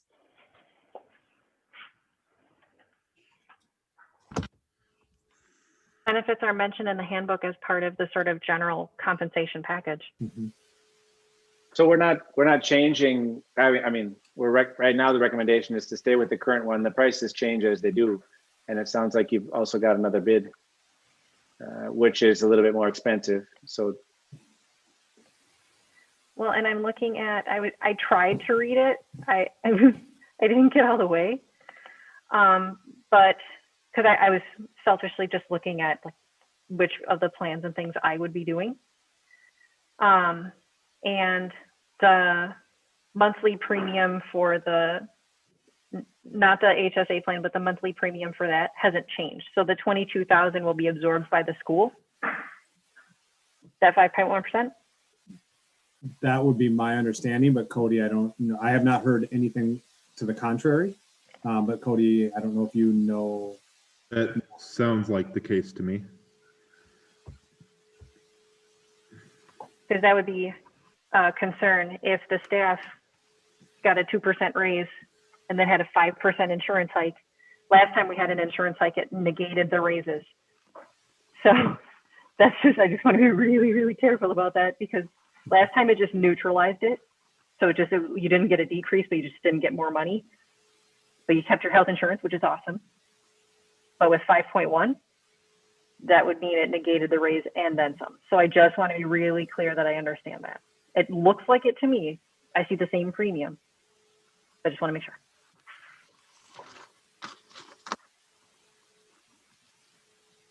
I'm sorry, I'm looking on board page 75. yeah. So to the staff, there's no change. But I don't have an pretty, HSA, so I don't know. it's pretty typical for these health costs to go up each year, I would say. So 5% doesn't sound too bad to me, actually. Assuming the other items keep pace. Yeah, I guess I'd want to be a little careful, I guess, when looking at the chart, as Michelle pointed out in 75. If those haven't been adjusted, nope, scratch that. We do, it says the monthly employee premium is 30 all the way down or 0 all the way down. So I scratch my thought. That is the same. Is that the, and let me ask, I don't take the health insurance. So is that the same as staff are currently paying for those plans, either 0 or 30? That is accurate for me. I've got I don't have an HSA. I have the no deductible plan. Okay. And so if that is 30 is the same as this year, then that's what's being proposed for next year as well. So staff should not see an increase in their health insurance, according to that chart.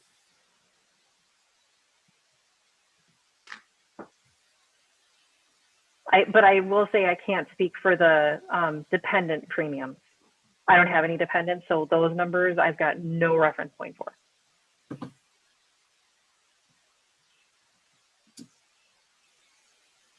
Right, and now I see what you're saying, Michelle.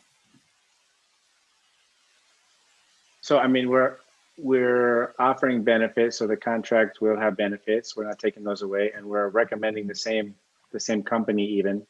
It sounds like the difference in price will be absorbed, at least to our understanding, within the school.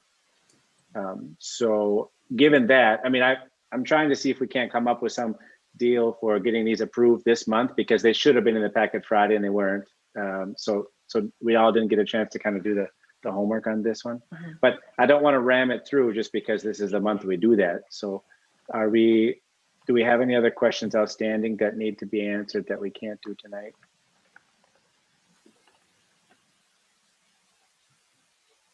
But would somebody be willing to make a motion for the approval of the group health? I will. Are we doing just the health and not the dental yet? Is that correct? I'm okay putting them together unless somebody has any. Okay. I move to approve the group health plan and the dental coverage as recommended by Tom. Are you recommending it, Tom? Is that? I second it. I guess I just want to be careful. I don't know that I'm personally recommending it. Maybe as provided. Administration. Or as provided by Carl Anderson. I guess I don't mean to interrupt here. I just want to be careful if there is, as Michelle pointed out, there does not appear to be any cost increase for staff, for the staff only, but I don't have last year's chart to know if the dependent coverage has changed or not. Because as you can see, the dependent coverage changes based on the age of, and I don't know if MSA, you know, for instance, if the total monthly premium went up, if the dependent monthly premium went up a equal amount, or if this dependent monthly premium is identical to last year and Krause Anderson put the 5.1% increase on the total side, thus having MSA pay the entire difference. So are we? I thought we Well, I paid a guess- percentage of the dependents. And I would assume that the percentage is still the same. So there might be a slight increase to families. If you have your spouse and all your kids, you might have a slight increase, but MSA also has an increase. Okay, I pulled up the previous one. Just give me a sec. I just have to get like the little side by side. Sorry. Is there a way we can vote on this next month? I don't know if I feel comfortable. I haven't looked at it.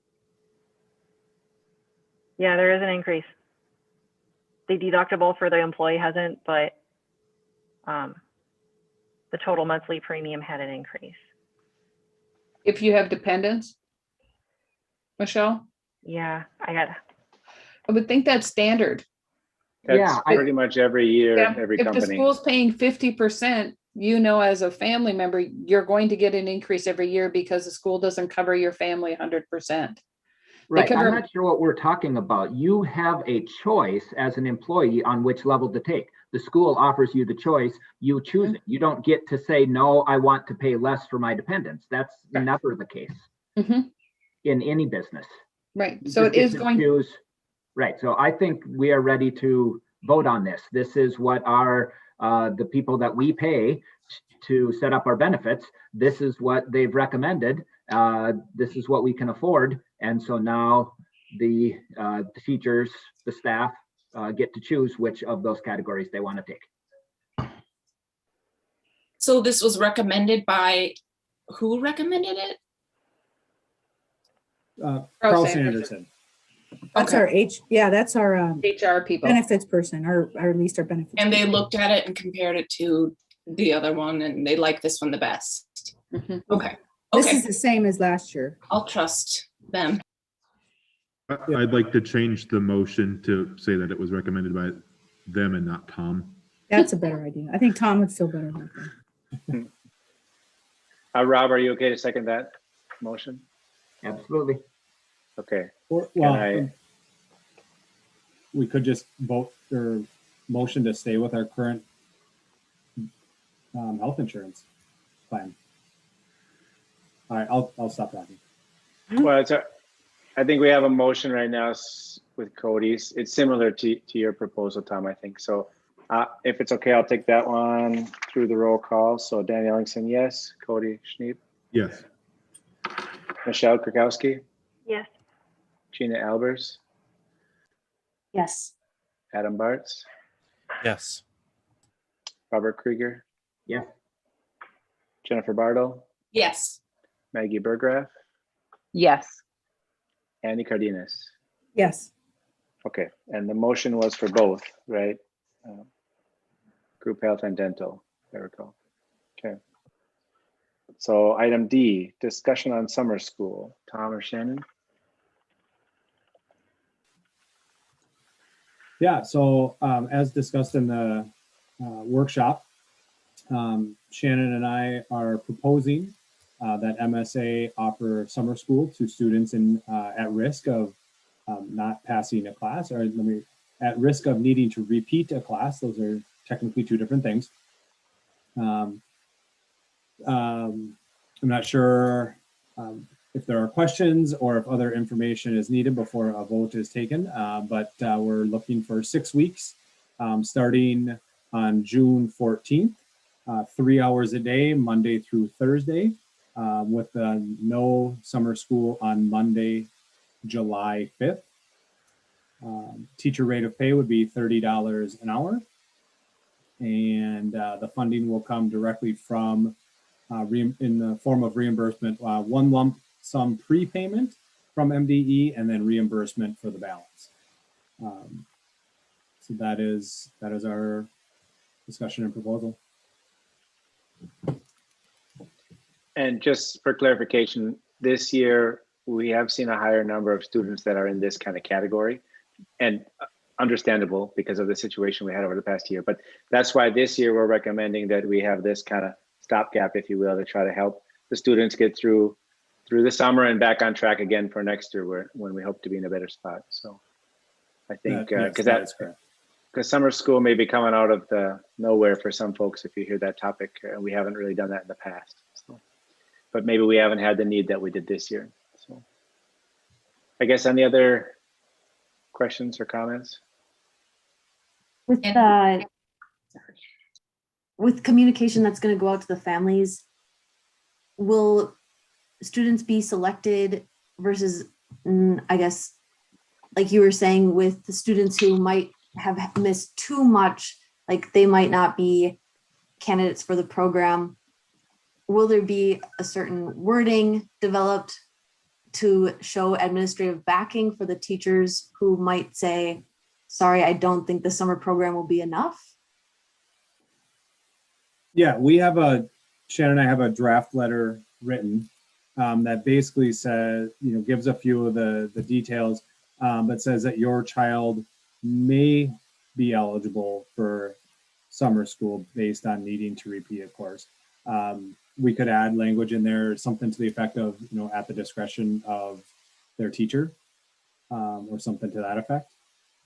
But even by being eligible now, they may not be ultimately eligible on June 4th when school ends. That's where we have to get people registered so we have an idea of who is interested and who isn't, but they may ultimately be at a point where they're not eligible on June 4th, and thus they wouldn't then come to summer school.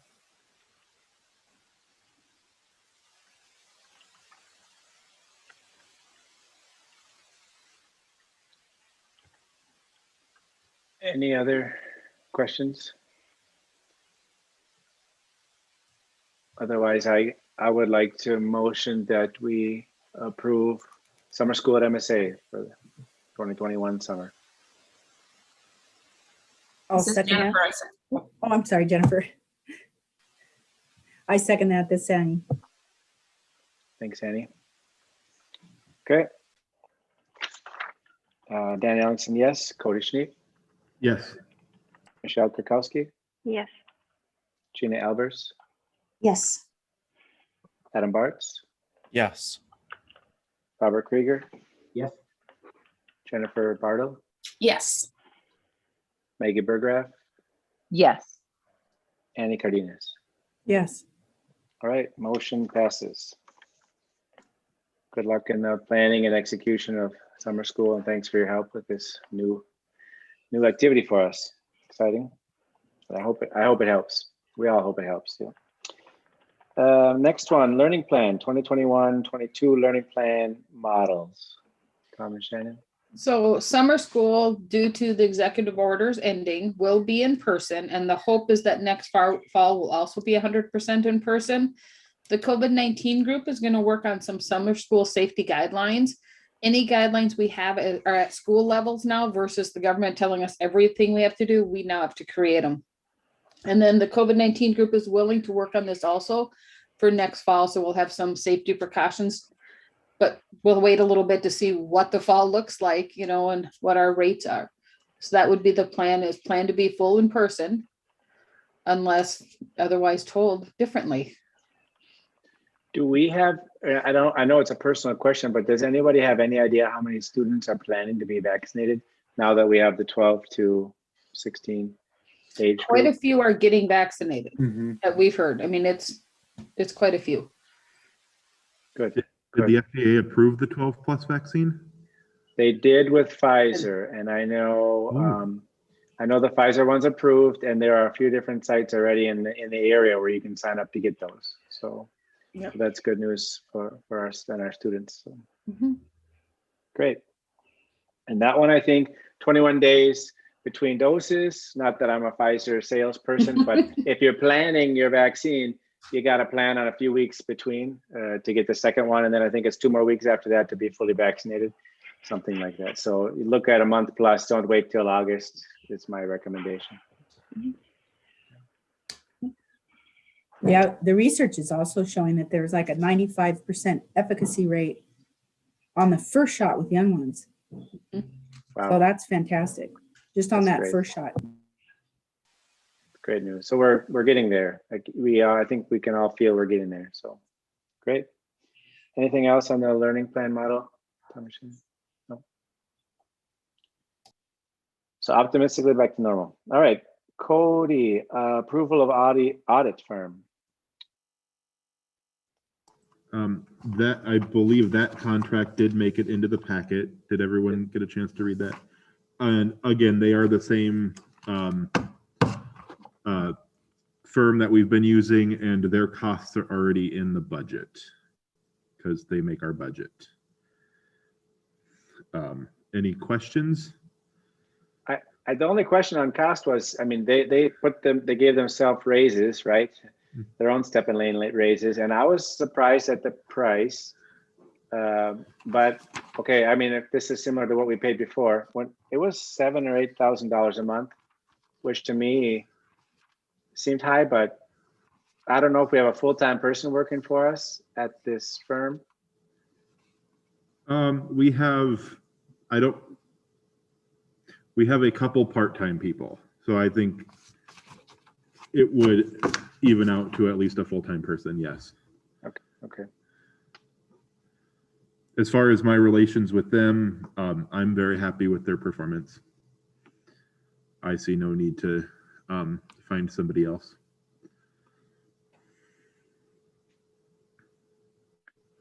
Any other questions?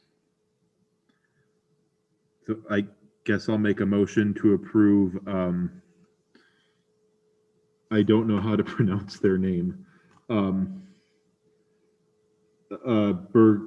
Bergen KDV as our audit firm and accounting service.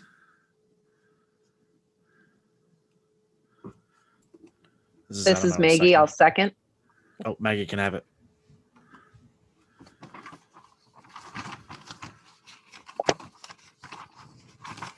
Can you guys hear me? Sorry, my earplugs ran out of batteries. So good. Then I heard a first and a second, unless I missed something in my technical difficulties. So we'll go through. Dan Ellingson, yes. Cody Schneep. Yes. Michelle Krakowski. Yes. Gina Albers. Yes. Adam Bartz. Yes. Robert Krieger. Sorry, I think, was it a yes? Okay. Yes, sorry. Got it. Jennifer Bartle. Yes. Maggie Burgraff. Yes. Annie Cardenas. Yes. Okay. Motion passes. So now we are on to G, approval of MDE representative. And I just wanted to give you an update. So with the changes in administration, then I did contact MDE. We need to nominate what they call Iowa individual with authority. And a lot of stuff goes into that nomination, or if you will, the person, but we're only allowed one. They recommended one of the two co-interim directors for now beyond there until we have the actual interim director coming in June, we hope, or thereafter. And so I'm putting Tom Johnston down on that name. I put the blank form in the packet, but I'll fill out the form. I didn't know if that information was sensitive or confidential, so I'll pass that on our behalf, but I wanted to make sure everyone had a chance to voice any concerns with that. Otherwise, I think it was more of just a formality. Okay, next one was the SAM representative, and this one was not clear. And actually, I scared our SAM representative because they thought we were replacing them, that they weren't doing a good job. So I said, no, I just didn't know if we needed to change anything on our side. So I guess I would recommend that, Tom and Shannon can be representatives as needed, contact the SAM, and then I will as well. And I know, like Cody, had a question to Liz on Friday and we couldn't get our schedules to work out. So Cody took that one. I don't think there's any issue with that one, but just wanted to be clear at the change of administration that the SAM organization, you guys are welcome to contact Sam if there's any questions or concerns. Otherwise, I'd be happy to be the main contact for the board if we need to. So, okay. Now we switch gears to Lisa Anderson, interim director. So welcome, Lisa. Do we need Do we to, need to have some motions and approvals going on in there? If that would. It says approval. Yeah, sorry. When I was going back and forth approval or not, and I was told by MDE it doesn't need it, but let's do it if that's okay. So I would make a motion. I'll make a motion that Tom Johnston be the Iowa representative for MDE. And yeah, let's just do them individually, or yeah, I'll do that. Can I get a second? This is Adam. I'll second. Okay. So Dan Ellingson, yes. Cody Schneep, yes. Michelle Kurkowski, Yes. Gina Albers, Yes. Adam Bartz, Yes. Robert Krieger, Yes. Jennifer Bartle, Yes. Maggie Burgraff, Yes. and Annie Cardenas. Yes. Okay, the motion passes. So I will email the MDE with that updated form. And then this is more of, it does say approval. So then I will do that, that I be the main contact. Dan Ellingson's the main contact for the board. And the interim co-directors are from the administration to contact SAM, our authorizer.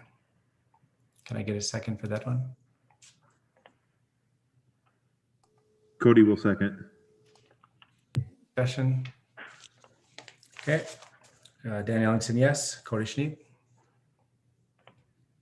Yes. Michelle Kukowski, Yes. Gina Albers, Yes. Adam Bartz, Yes. Robert Krieger, Yes. Jennifer Bartle, Yes. Maggie Burgraff, Yes. and Annie Cardenas. Yes. All right, motion passes. Thanks, Michelle. Now, Lisa, thanks for waiting. I'll switch over to you. All right. Well, thanks so much for having me. So I need a couple of things from you as far as like some direction as to where you want to go with the process. So if you read in the packet, now I printed mine today. So mine is on page 110. So, but if you've read through the stuff that I sent out last, whatever day it was that the packet came out, I have 2 issues. I need to know which job description you want the interim to work under. And then I also need to know from you what you want the interview process to look like. So thinking about the job description, the former director had a job description that he was working under this year. And then you had approved another different one for next year that would start next year. The one for next year is much more intensive and more value and standard oriented. The one that was approved that the former director was working under is more task oriented. And so I included both of them in the packet, but I need to know which one you want the interim to work under. How are you going to look at the interim? What are you looking for, in the interim? So I need to know that.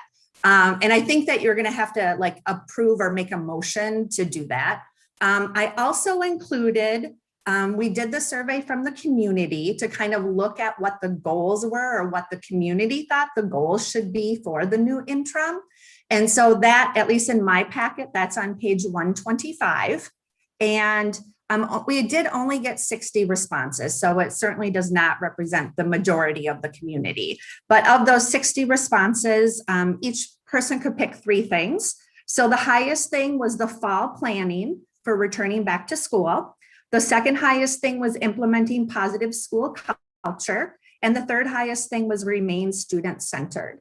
And so that information along with the job descriptions. And then I also put a list of the committees and task forces that the former director was on in your packet. I just thought, like, as we're moving forward, if we have to create any different packages, because maybe we have an interim that is not going to work 100%, or maybe they, don't want to do all of those task forces or all of those different things, we might have to create some packages to kind of look at that. So I just included those things. I don't know if you want to talk about them or if you can just leave it up to the search committee to kind of figure that out. But that's kind of my first main issue. So I need direction from you as to what you want to have happen with those things.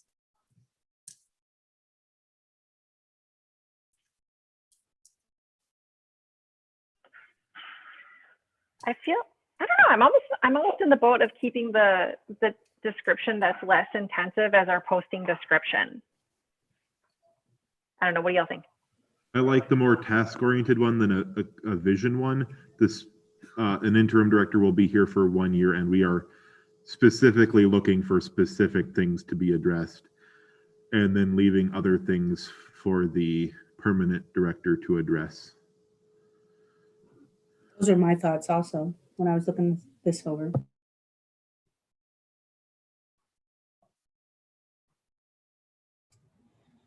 Lisa, you said you wanted a formal vote on that? I think so, because otherwise the last minutes say that it says the director will have to use the new form or will be evaluated with the new form. So I think that just in the minutes, you wouldn't want anybody to not know which form the director should be following the interim. And so then, sorry. I was just gonna actually make the motion unless you had more to add to that. Well, just also then I wanted the search committee to just have some ability to kind of look at that. And if we need to make any packages for people, like right now I look at the people who have applied and I think they're both, they're all looking for full-time jobs. So I'm not worried about it, but I don't think that you will meet again until after we're done hiring. So in my motion, I said that the interim director's job description should be based on the 2021 director's job description. So that's the current one that the former director was working under, with accommodations as developed by the search committee. So because I want the search committee to be able to say, hey, we have this job description, but these are the elements we're really looking for. So we can kind of incorporate all of these pieces together. But I didn't want to sit here with all of you and go through piece by piece all of those things. That doesn't seem like a good use of time. If you would want another board meeting to approve those, we could do that.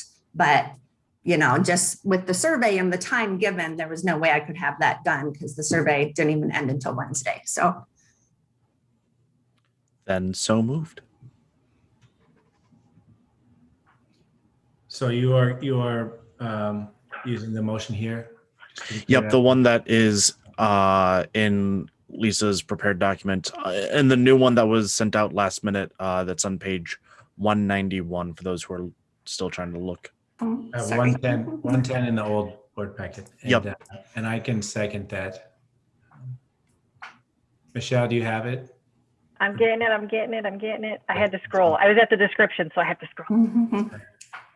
The interim director's job description should be based on the 2021 director's job description with accommodations as developed by the search committee, which I think sounds good. Any discussion on this with the Adam first and Dan second?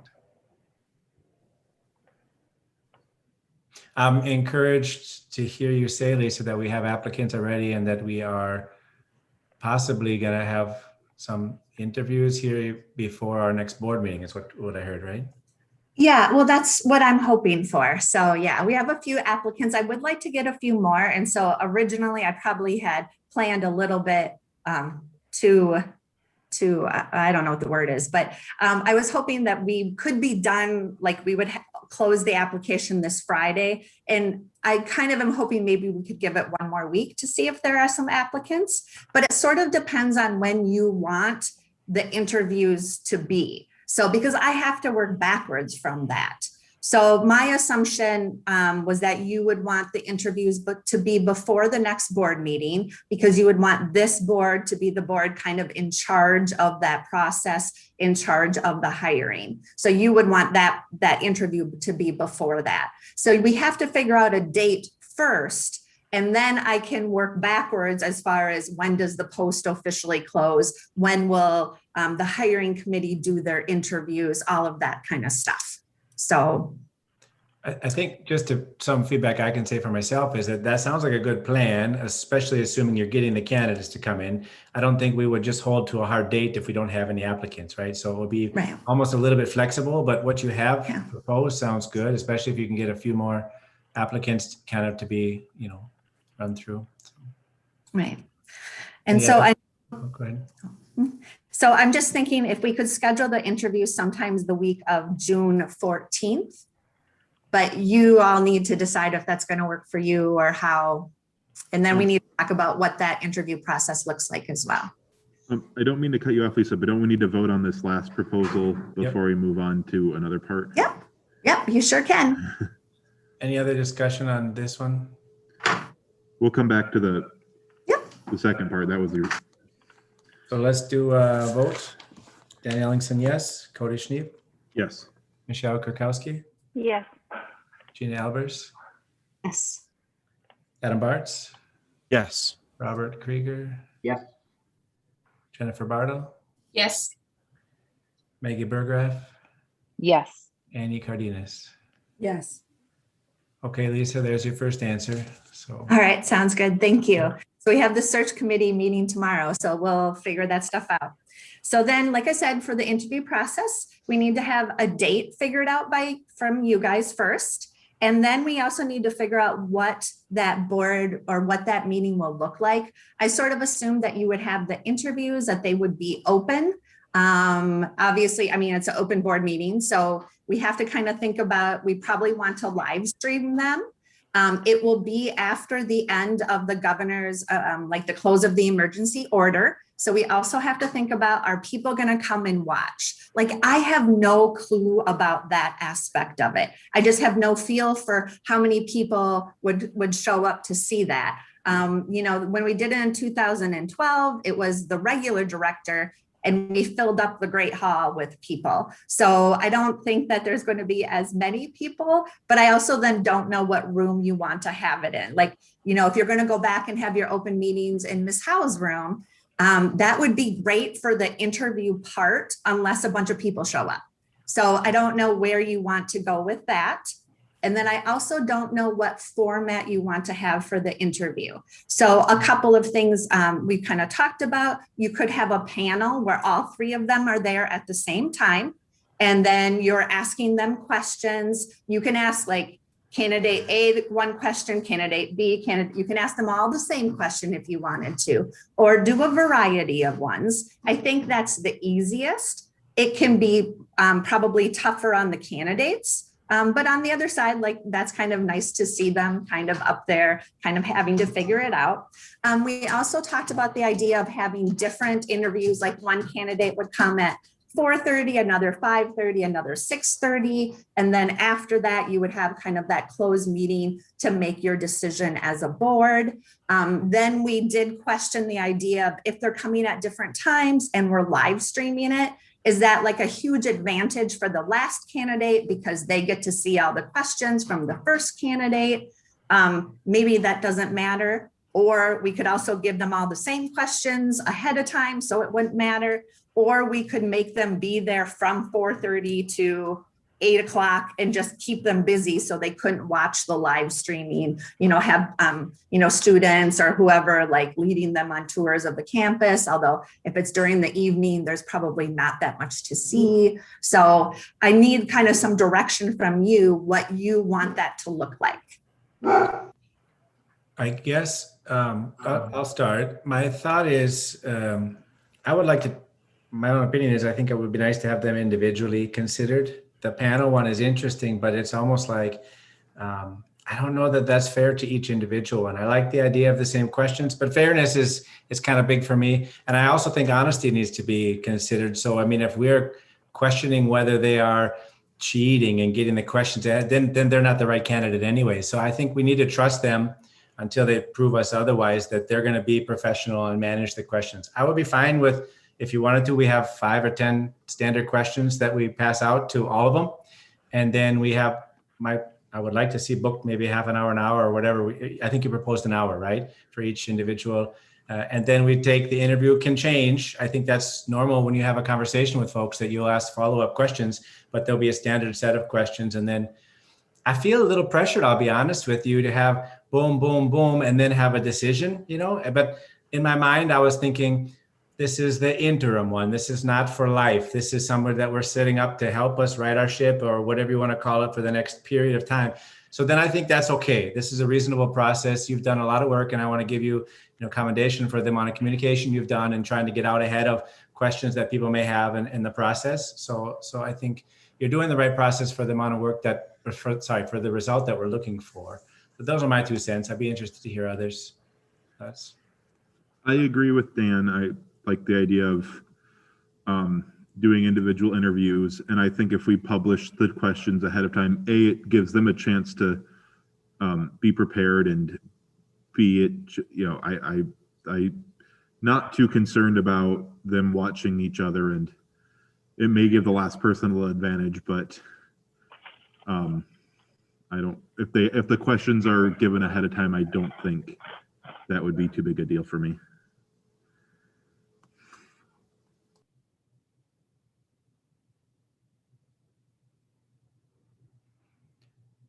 So anyone have any concerns with that proposal? 3 separate interviews with a group interview afterwards. It sounds like the date you're trying to do. I have a little concern only because I booked a family vacation that week. So, and I really do want to be part of the interviews, but I don't want it to revolve around my schedule. So if you have other folks, I would completely trust the board. And this sounds like if that's the right week, that's the right week. I'm gone that week of the 14th, unfortunately, but otherwise I'm pretty much here. So. What was the proposed date? I missed that. Well, I was hoping for the 14th through the 17th, one of those days. But even if, could we make it like June 10th? That would give us a couple extra days to do interviews and things like that. Yeah, that's fine for me. Monday, the 14th, we have finance meeting, so. Yeah, June. Oh.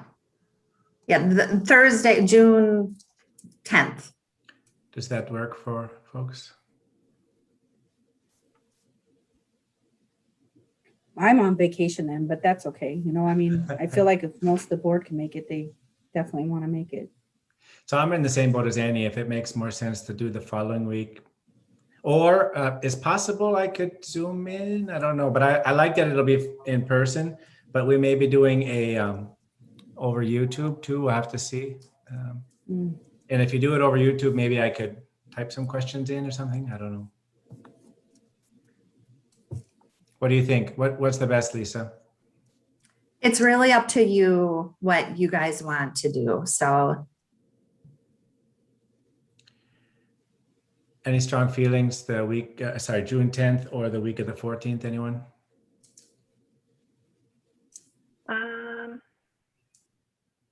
Yeah, the availability, it's far enough ahead of time that I feel like availability is fairly open. I think it's more just about having time to, because I'm assuming that we'll get the final candidates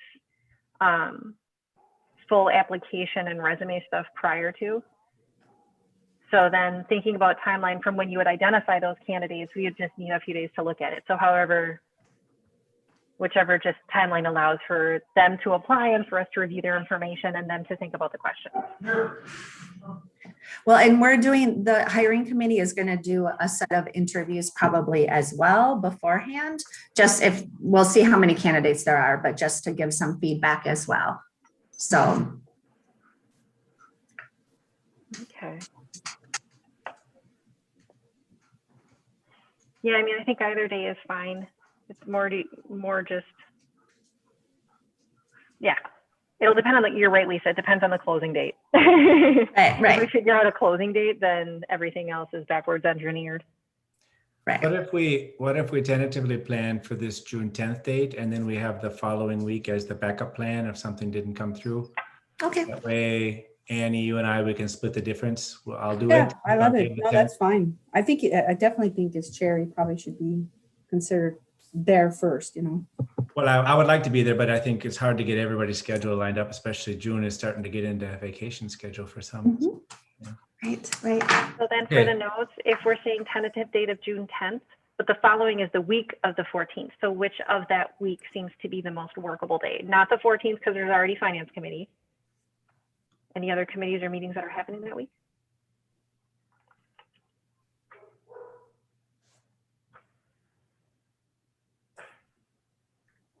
Thursdays work well for me. I'll throw that out there. And I do like the idea of making that decision if you can that day too, so that you know if you can. Especially if we're getting into that second week, but I think for sure that if you can do that. So the 10th, and then the backup date is the 17th if we need extra time, Lisa. Does that work? Yep. Perfect. Okay. Should we vote on that for you? Well, I just need to know what room you want me to get. So, Well, so I haven't talked to Mrs. Howard yet, but. oh, but- she'll be fine with it. She'll be Okay, fine. I'm planning She'll be fine with it, to but take over that room again some evenings. Yeah. So, okay. I'll You talk might- to her. We might also want to think about the Great Hall. Or the gym. Or the Yeah. gym. If we, just thinking about if we do have a number of our community members there, which is amazing, and they're welcome, and we want them all to be there and to be able to interact. So just thinking about safety and people's concerns, because June is still fairly soon. So the next topic that I was going to cover, Michelle, the Great Hall has been used in the past for kind of storage, I've been understanding, because otherwise it's got the space, which is why I was thinking we'd go back to the room we used in the past. But the other thing I was wondering, I don't know if it makes sense, but if we are streaming it, if we had a limitation to how many people could physically, or let's not say physically, realistically fit, because if we're going to be interviewing one person, to have 100 people in Mrs. Howe's room watching it may not make sense. So there may be some number, and then I'm wondering if we're streaming it, if we could say we're going to cut it off at a certain number, and you can watch it on mobily. I don't know if that's allowed. You have to provide another room.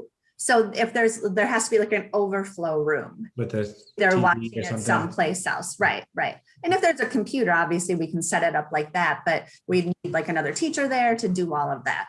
So, I mean, if you want me to set it up in the gym, I don't mind doing that at all. This is not, at least when the search committee talked, we did not like plan for the community to give feedback on the interim at the time of the interviews. So people could certainly come and watch, but we're not asking them for feedback this time. We will for the permanent director, at least my plan now, we'll have the whole day at MSA, all of those things. But for the interim, we didn't really feel like that was an appropriate path to go on. The gym could make sense then, right? Then we can accommodate as many people as they come. And Well, I'd like to see us be in Mrs. Howe's room, and then our overflow can be the gym. And can we set up a projector and broadcast the YouTube feed to the gym? We don't have a big screen, so the gym makes it very difficult kind of to see it, and with the lighting. So maybe the Great Hall.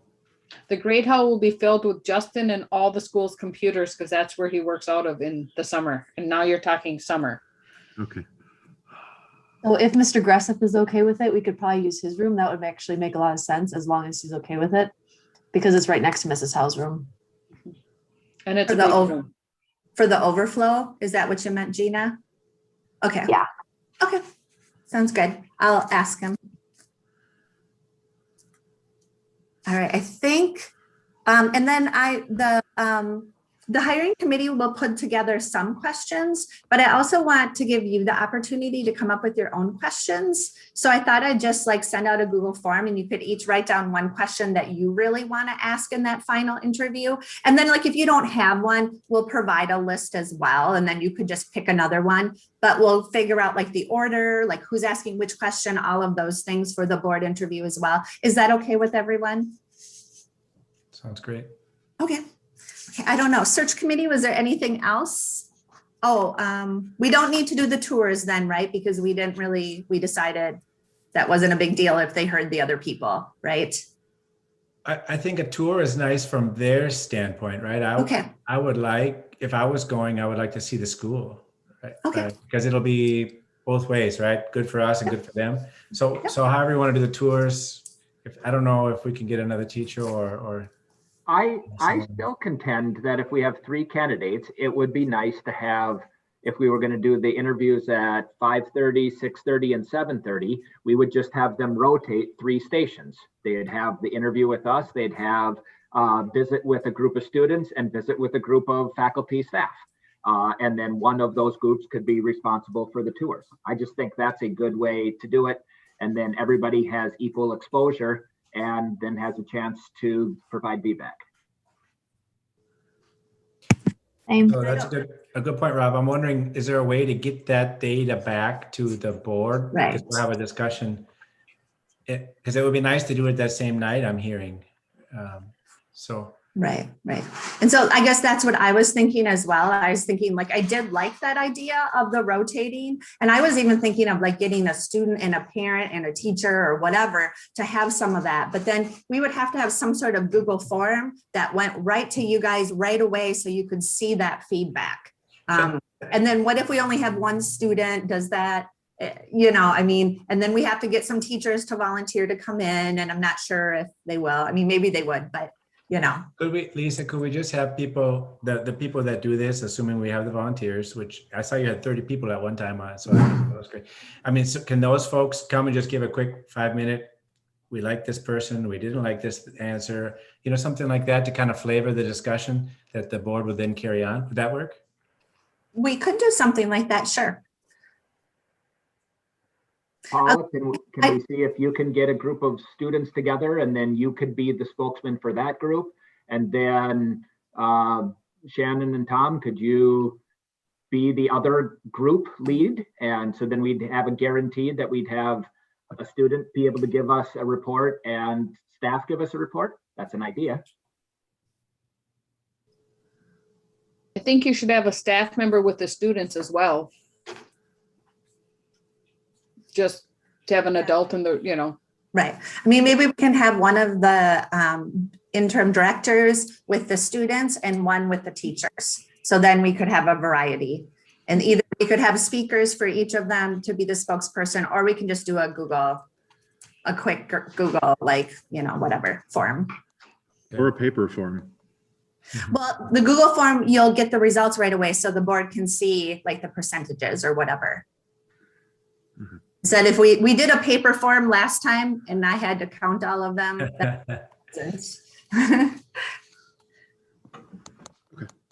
Okay. All right. We'll figure something out then that kind of tries to involve the community a little bit in those aspects. So I don't know. You just need to make sure that you put on your calendar the date, but I don't think that any of this needs to necessarily be approved by you. In my mind, it doesn't need to be. So. Okay. So you have what you need, Lisa. I think so. I hope so. All right. Thank you so much. Let me know if I can help you with anything else. Thanks for the update. Good luck with the rest of the process. Yeah. All right. Bye-bye. Let's see. So we canceled out the open forum one. So I think Maggie, you are up next, right? Can we do a 5-minute break before we move on? Yeah. Should we do a quick? We're getting there, but I think 5-minute break. Come back at 8:15. So I have, what is this? 8:07. 8:07, we take a 5-minute break. 8:15. Okay. Is that all right with everyone? Okay.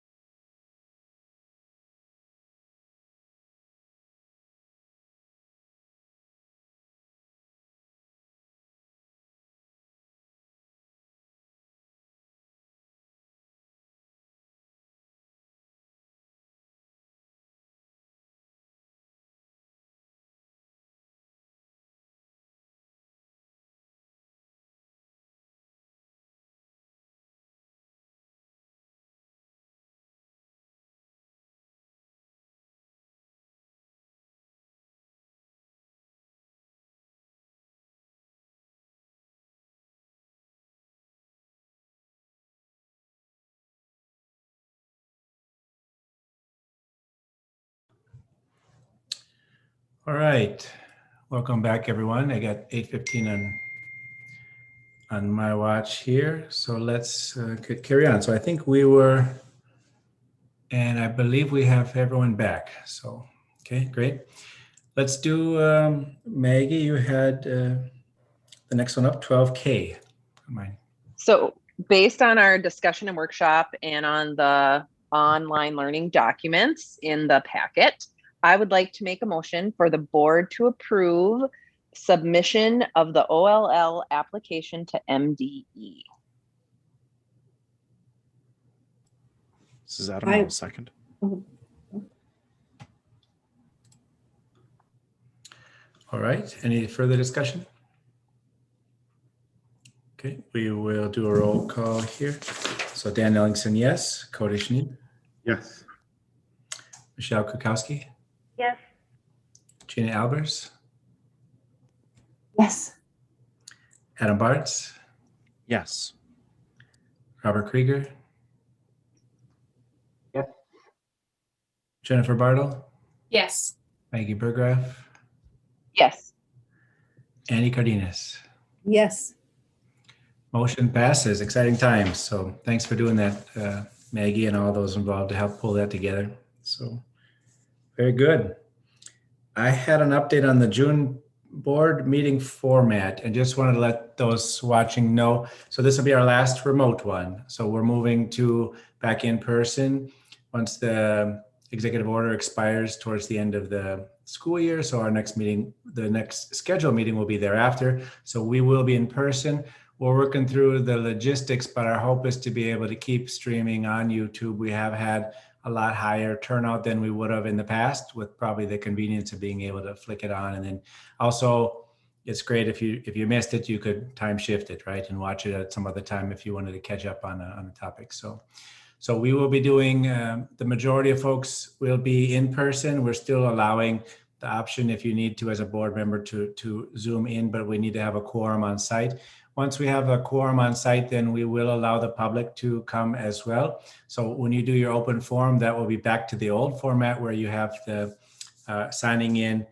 If you have an open forum comment you want to make, and then we'll take it from there. You'll be able to read your own writing or speak to the board as we did in years past. So we're looking forward to those days. We are going to just do one camera, so we won't have the individual cameras and mics, but we'll try to adapt as needed based on feedback and how it works. So we'll try a new format in June, similar to what we did right at the beginning of the pandemic. We had kind of something similar to that, and then we'll take it from there and see how it goes. So, okay. Now, Adam, would I be able to turn it over to you for the next one, which is the current board officer elections? Sure. So there are two officer positions open, the chair and the vice chair. There was one nomination sent to me for each position. So what we'll do is just, unfortunately, because of the remote nature of the meeting, we can't do a secret ballot. So I'm fine with either roll call vote or just a raise of hands for voting. Does anybody have a strong preference for which one we do?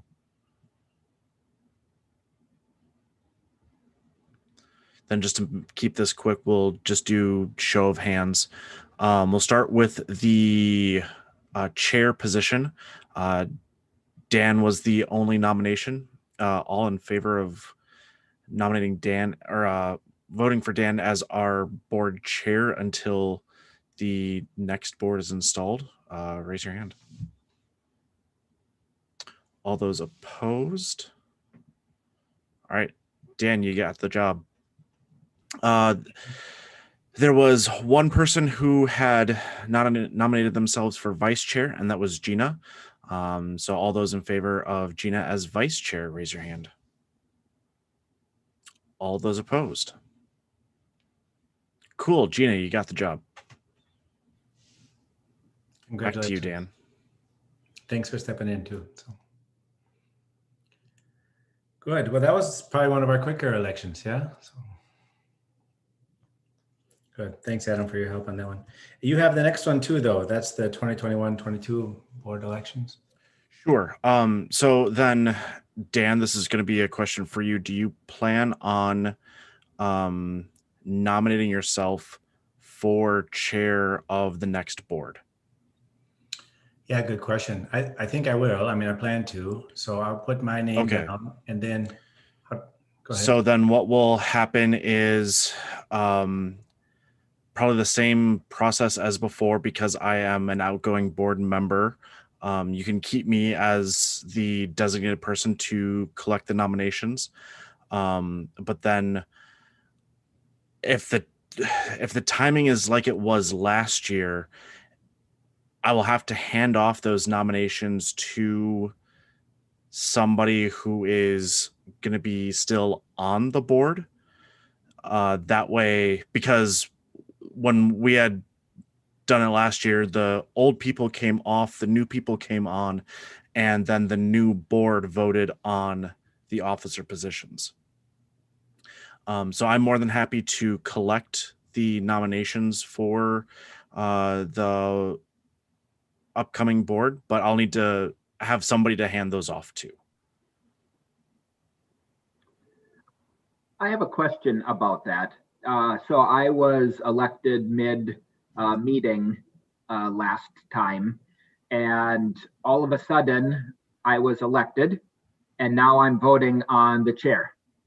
And I didn't have any background at all on who was running. I went by name recognition and some of those things. So I don't know if that's in policy, that's how we have to do it, but it seems to me that it was a flawed system where I was elected and minutes later I was voting for people that I knew nothing about.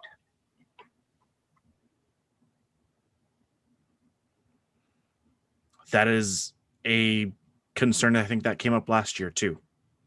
And I don't know if this is the time that we discuss how that transition happens, or if it's something that gets discussed at the very beginning of the next board meeting. To Rob's point, the same thing happened to me, Rob. I think we all get trial by fire and a little bit overwhelmed at first. What I'm wondering is, I don't know that we can change it. We'd have to work through the processes, but it would be nice to maybe sit for a month. If the new board came on, let's say June, and then the board elections were held in July, at least you had a chance to kind of talk. I don't know, just an idea, as opposed to, I do actually like the idea that the new board votes for its officers. I kind of like that idea because you're the new board and you deal with the officers that you elected. So I don't know that it's always fair that you bring in the, from before. So we own it because we voted on it, right? So we're responsible for it. But it's hard to vote on something you don't know about. Will the incoming board members have a chance to put in applications for positions as well? Yes. And will they get, I think the problem with Rob is we didn't know who was going to fill that position. We voted mid-meeting. I believe this year we will have everyone's name ahead of time. So that's true. Will that make the situation easier because they can get that statement ahead of time and maybe contact us if they have questions? So the nominations need to be a part of the board packet. Because we have names, then we should be able to deliver that board packet to the new board members. And then that, I think, would alleviate your concern, Rob, about coming into a meeting blind, because we don't have anybody that was in your specific situation filling in the remainder of a term mid-meeting and then needing to dive into a vote blind. Yeah, okay, as long as we recognize that this has been a pattern now for several years, and so the next time it happens, we have some sort of plan. So I'm comfortable. I would like to just say too, Jeff Eng had won the vote for community member, but actually just recently accepted that position as well. So we have Jeff confirmed as coming in as the community member. So we're excited to work with him. So I think, Adam, your proposal is then you would email out the new board and solicit nominations, pull those together, and then you just need someone to work with to hand it off with at the Yeah, I meeting. think this the same pattern that was done for this election should be done for the next one, is that an email comes from the chair designating myself, just because your word has a little bit more power than mine does. And Okay. then I'll collect everything, make sure that it's in the board packet, and then the new board can decide amongst themselves who is going to be running that election. Because I think last year we had one of the officers was a remaining board member, and it happened to be that she was the only one left. So she ran the meeting until there was a new chair, and then the new chair took over. I don't know if we want to do that same thing, or if somebody else just wants to run the whole election and then hand it off to the next chair. I don't know. We've got a different makeup for officers and people who are staying on. So it makes for a different situation.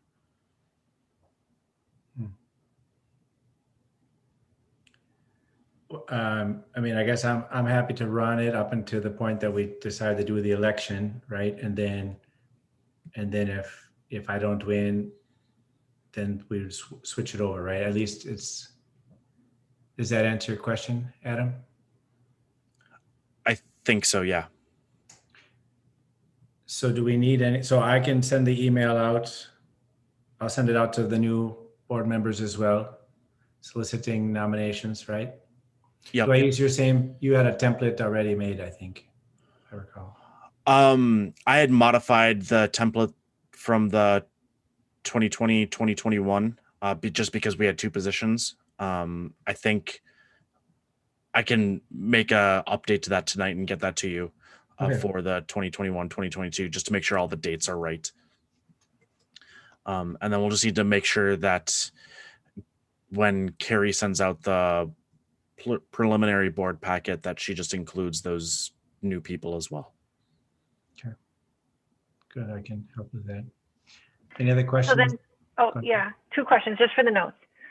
So I have that you'll start the meeting as usual, but then there will be a point after we've had, voting elections, that the like newly voted chair will run the meeting.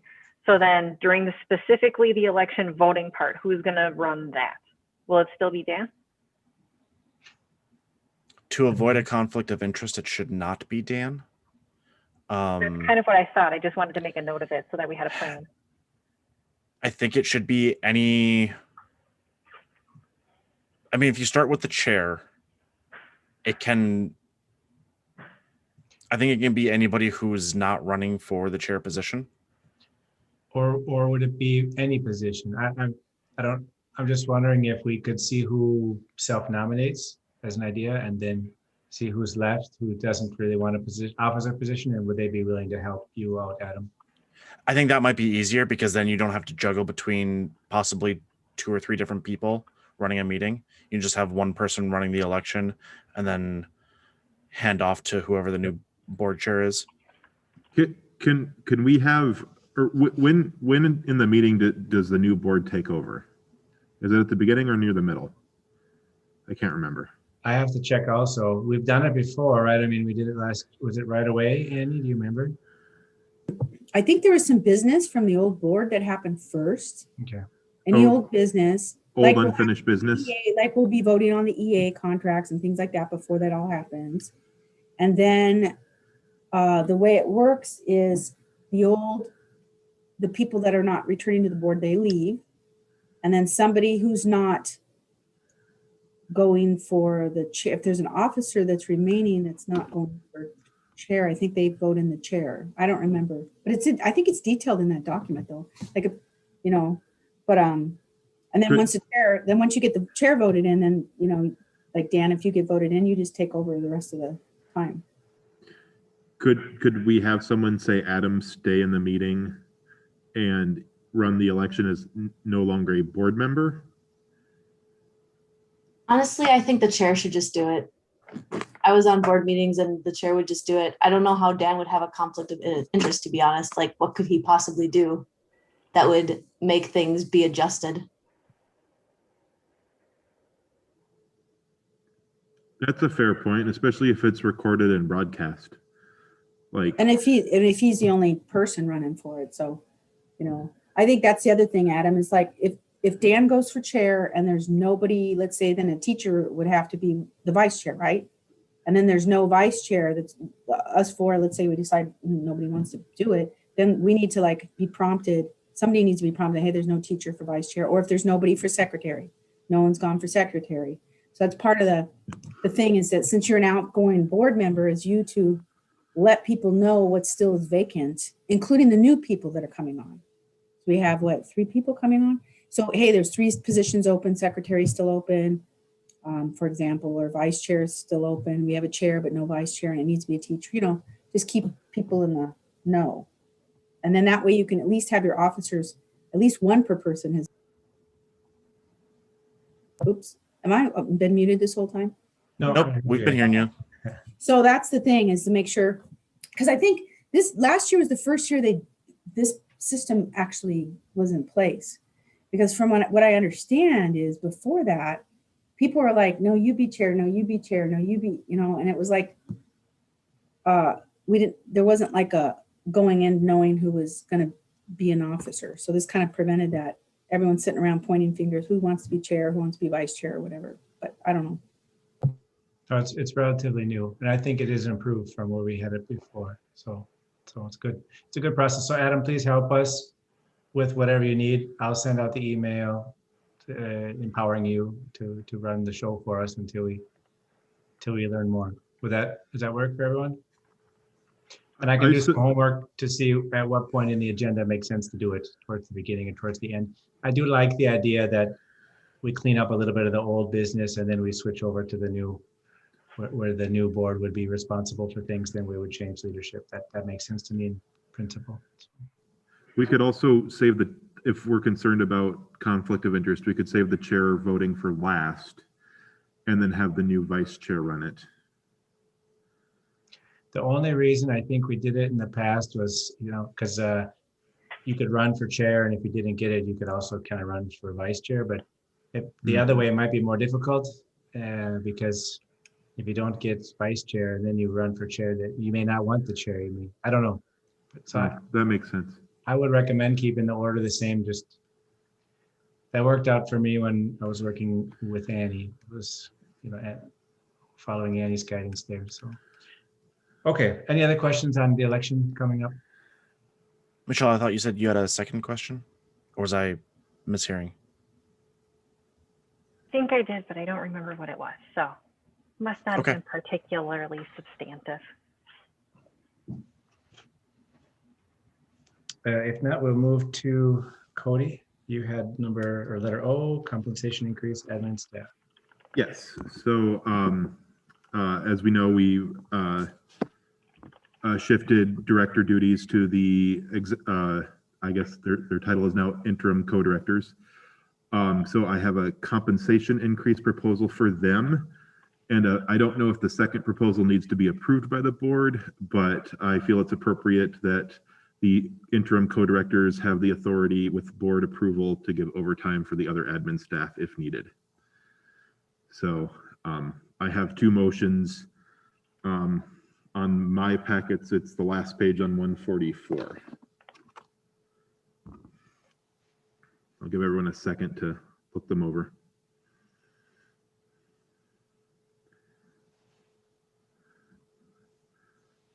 You said 144? Yes. Okay. On Friday's packet. On Friday's packet. I That's see it why I on was confused. 225 for the new one. That's where I was confused. So should I just make my motions and then we can discuss them and vote? Yes. Okay. So my first motion is based on the board's decision on 4/27/2021 to put the executive director on paid administrative leave and to shift his responsibilities to the assistant directors and make them interim co-directors. I move to increase the interim co-directors compensation by $6,400 each to cover the extra duties and work required by that decision, to be paid as a one lump sum on June 4th, 2021.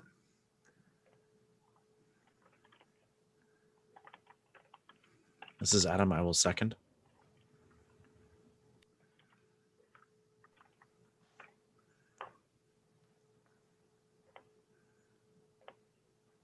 My question is, how did you come up with that amount?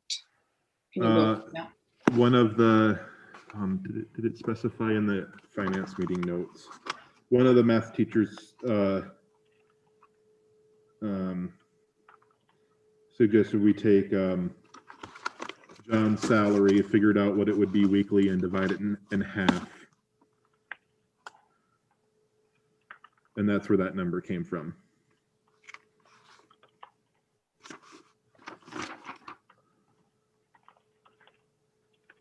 It's on my packet. It's on page 44. Take John's salary for 6 weeks and divide it by 2, which would be about 6,400. The idea was they are still doing their normal duties as well as John's duties, so they should get. We shouldn't just do that increase between the two salaries. That's what we came up with at the finance committee, but I'm certainly open to other suggestions.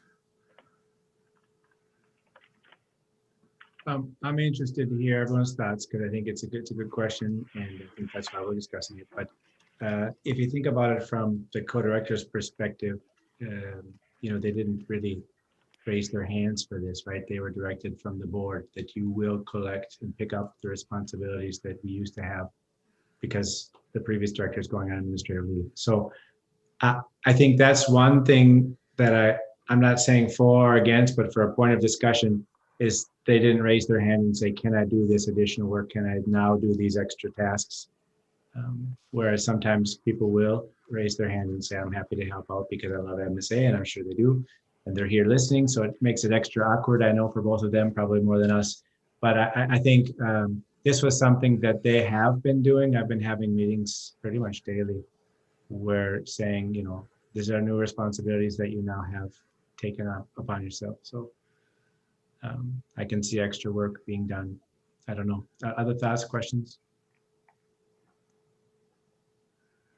I think my question is also, I saw the amount out in the notes from finance, but my question is the date of June 4th. Why wouldn't you do June 30th?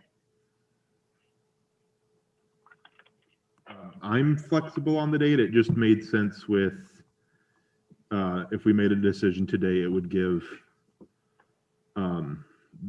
the payroll people time to process that. But if we wanted to do June 30th, we could do that too.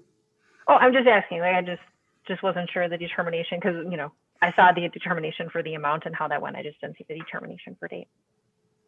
That the actual date wasn't discussed at finance. Oh.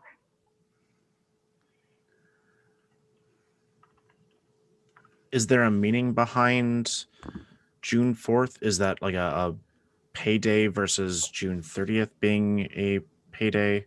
I don't know what the payroll scheme looks like at MSA. I picked a Friday.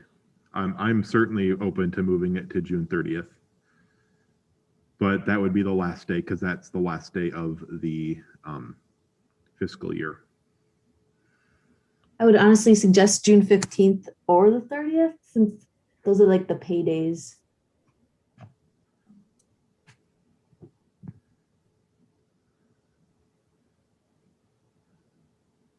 Oh, June 4th is also graduation, right? Yeah. That's what I was thinking because it's basically the end of, it's not the fiscal year, but the end of the school year. That's what I was thinking. But the extra duties don't end with the school year. They end with a new interim director installed. Okay. To that point, does the number change at all, Cody, if the interim director is not hired by June? if we move this payment to being June 30th and there's a delay in the bringing on the interim director, we could renegotiate another lump sum to cover the duties for next fiscal year. But the current number was based on a calculation through the end of June for the switch over with the potential, because the goal was to have the interim director take over. Okay. Okay. Yes. Just making sure I understand the This number is to calculation. cover this fiscal year. Okay. Yeah, I say 30th. Okay. I'd like to amend my motion to change the date to June 30th. Adam, are you okay with that?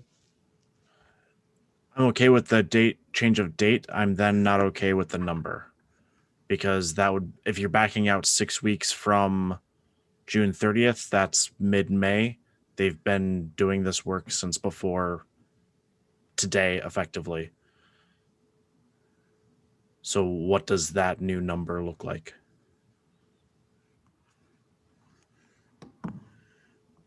Yeah, I think that's what I was trying to ask, if it was representative of the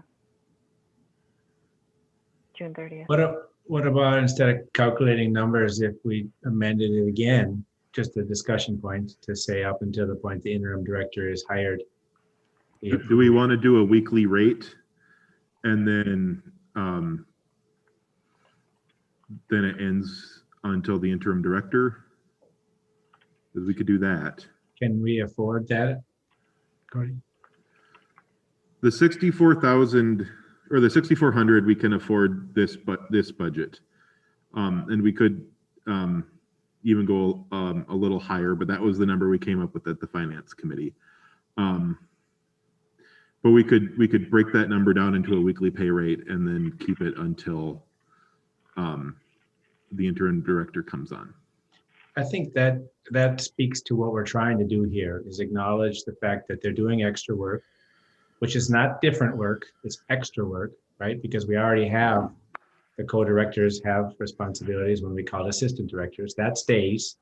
And then we added on extra work. So, I think that's a fair proposal, that we do that for every week until we get an interim director in place.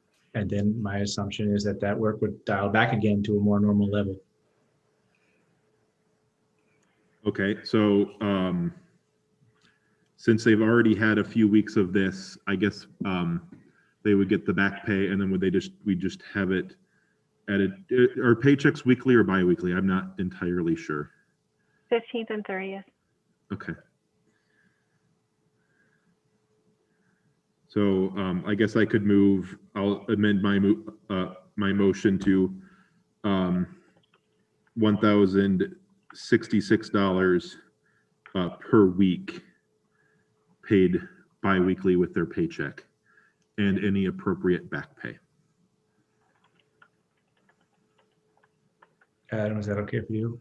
Yeah, I can second the amendment. Michelle, do you want me to reread it? So I have amend motion to $1,066 per week, paid bi-weekly with their paycheck, including back pay. Does that sound right? Until an interim director is installed. Okay. And should we include the date for the beginning back pay? Just so it's all together. The administrative leave date, right? Yes. And I would, it was the 25th, was it? Or when, no. 15th and 30th. No. Or the April 27th. Yes. And I would give them that full day because I know they had stuff to do that night in response to our decision.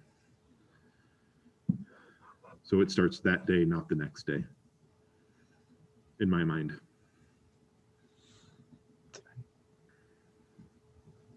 Okay, and then Adam, you're still cool with your second day, right? Yes. Any further discussion? Okay, the roll call vote. Dan Ellingson, yes. Corey Schneeb? Yes. Michelle Karkowski? Yes. Gina Albers? Yes. Adam Bartz? Yes. Robert Krieger? Yeah. Jennifer Bartle, No. Maggie Burgraff, Yes. Annie Cardenas. Yes. Okay, the motion passes 8 yeses, 1 no. All right. You had a second, Adam, or sorry, Cody. Second motion. The second motion was just to authorize the co-interim directors to give up to 5 hours of PTO as needed to the other admin staff. Do we need to vote on that or just give our blessing? Do you mean overtime, not PTO? Overtime, sorry. Overtime.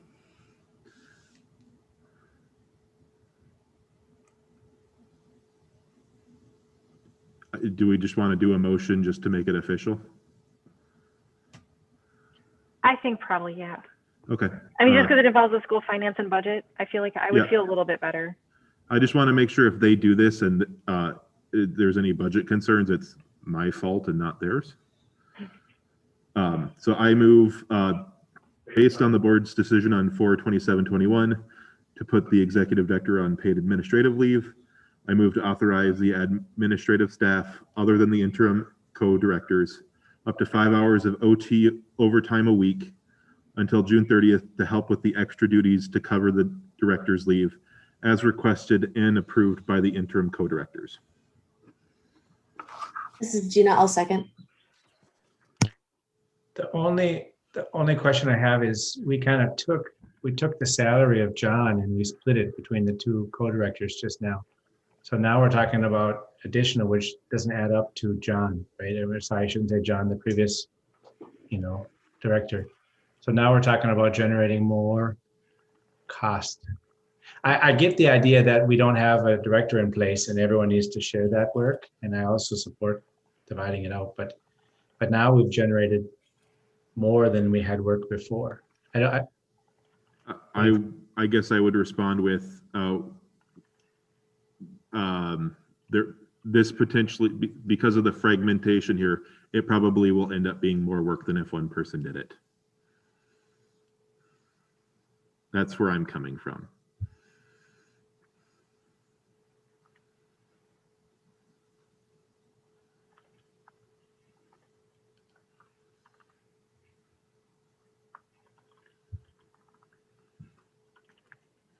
My major concern is stuff, we need to make sure stuff gets done. And this is the best tool I feel I can give the co-interim directors to help make that happen.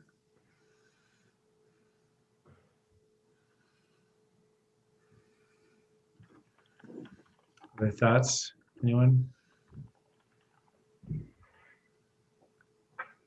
I mean, I definitely always want people to, be fairly compensated. I definitely do, but I understand your concern, Dan.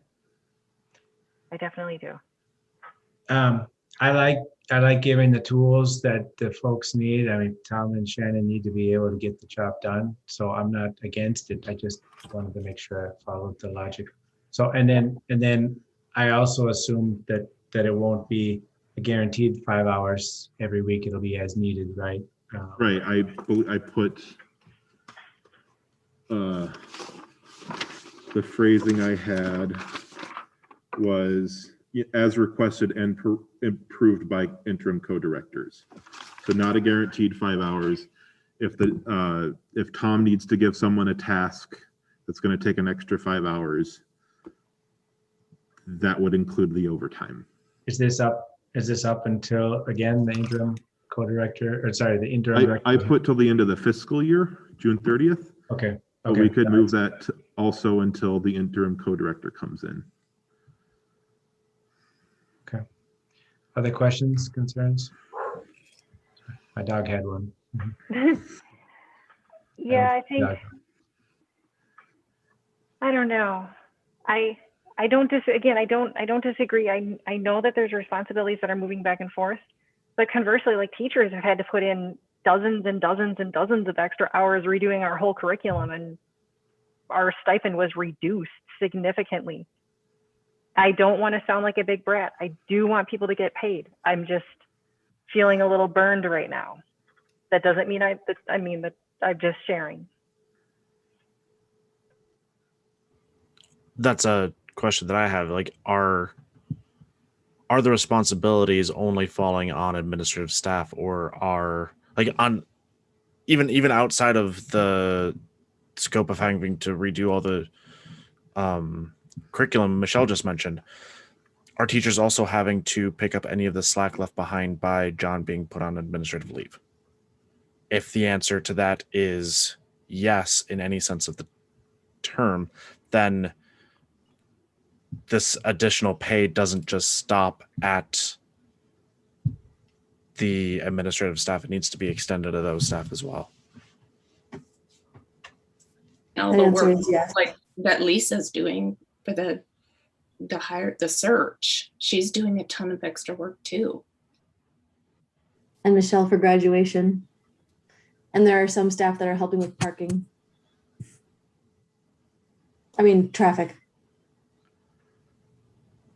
Like, unfortunately, I think that our previous vote just opened up a can of worms.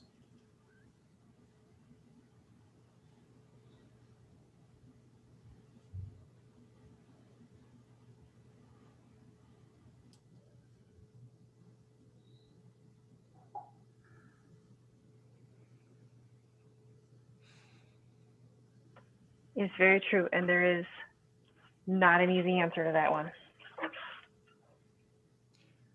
Tom and Shen, just, this is at least not you two, but this is, we're talking about giving you more levers in your toolbox or more tools, right? How is this going to help? Can you answer that for us? My concern could be if we start authorizing overtime, then people get kind of adjusted to the new overtime situation versus sometimes you just don't do some of the lower priority tasks. You just don't have the time. So you prioritize and just do the top ones, and some of the other things have to wait. Are we at the point where those things that are waiting until tomorrow are so important that we can't keep doing that such that we need to ask people to come in and put in some more time? I guess Not that I'm aware of. I don't know about you, Tom. I mean, at this point, I'm not seeing that. Yeah, I think the idea behind Cody's motion is that this only covers duties that were really became extra. This would not cover overtime because of other duties that weren't able to be accomplished, if that makes sense as I'm explaining it. This really would be overtime that is directly related to the motion or to the decision at the end of April. So thank you for that. I guess, and to your point, Adam, can of worms is a negative, can be considered negative, but I think if people have a reasonable request, I put in this extra time because of the decision made by the board with the administrative leave. I mean, we're talking administration here, but I mean, staff would be in the same boat. Maybe we could take that one later, or if, Tom and Shannon, if you guys could help us as the board, we're not as connected. If somebody were to go to you and say, I've done this extra work, I would like an extra 2 hours for that week or something. I don't know. I think for me, what's important is we're being fair. One thing that's being fair is we took away a position, but the work didn't go away. So we're distributing that work amongst everyone and we're trying to accommodate that, right? But it's not just the admin, I think is the point. So I like the idea that the administration gets paid a little extra to help cover us until we get the interim director in place. But there are also teachers, it sounds like, that are doing extra work, right? And you're in your step and ladder, right? And we have a procedure on how that has worked out, but there isn't necessarily as much clarity on how would you help out and get paid extra. And is I'm this not clear. Go ahead. Dan, is this something like when Tom and I meet with you? So if we have a staff member request it, we could talk to you and kind of.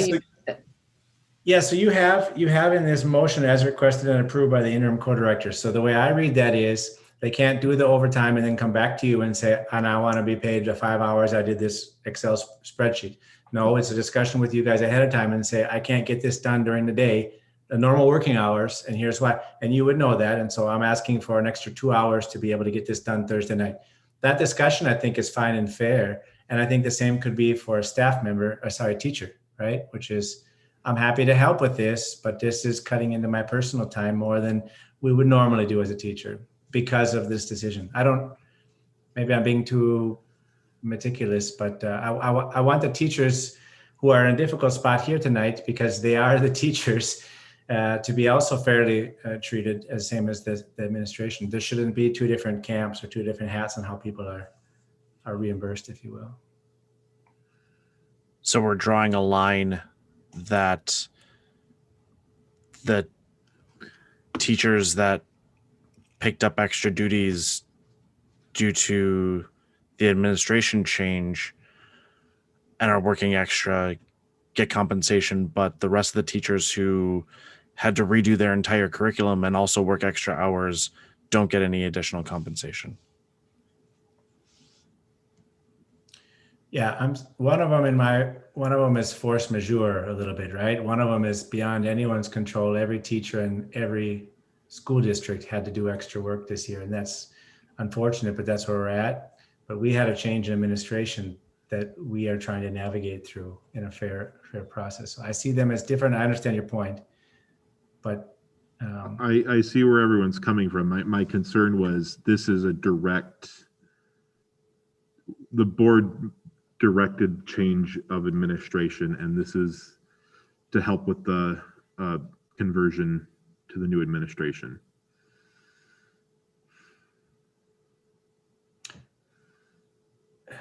Any other thoughts, questions? Because I would feel more comfortable if it was slightly amended again to include everyone, and it would be managed through Tom and Shannon, not just admin staff. What do you think of that, Cody or Adam? I guess I have to yield to the teachers. Is there an overtime mechanism? I don't know with your pay structure. Oh,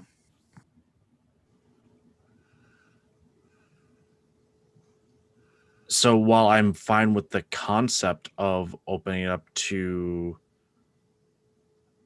everyone to pick up the slack of this administrative change, I'd like to know the mechanism for compensation.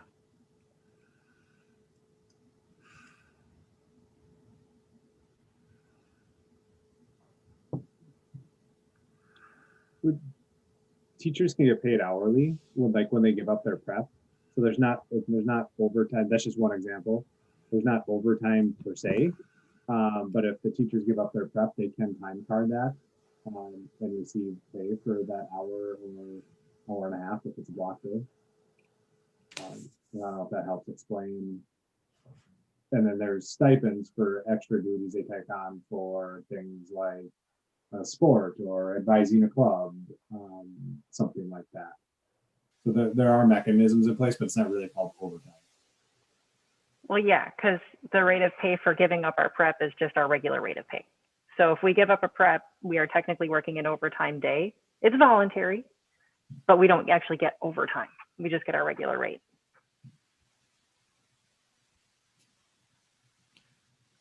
So we could authorize something like they can get that rate for those hours, perhaps. Or if a teacher is taking on a specific task, we could do a stipend for that task. And we're talking a task that is directly related to the administrative leave happening. Yes. So, Well, and wouldn't a stipend make more sense because we make different amounts? You know what I mean? So like if I do the job, I make a different amount than a different teacher makes. So, but it's the same work. So would a stipend be better then? Because here's the task but I don't know who determines what the stipend is, because, or is it an hourly stipend? You know, I don't know how that would look. And does it need a contract then? Right. Well, and if by that same rationale, if it's a task that was previously done by either assistant director or John, then based on our previous motion, should it be based on that rate of pay?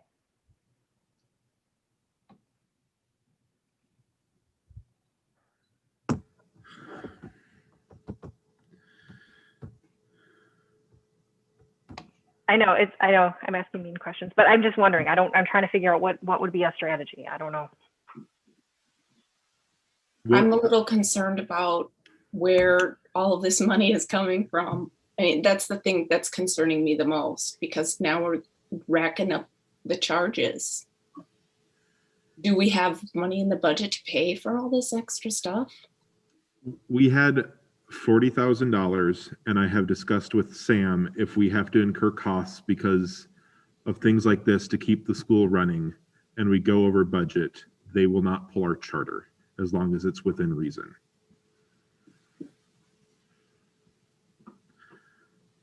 What about our bonding?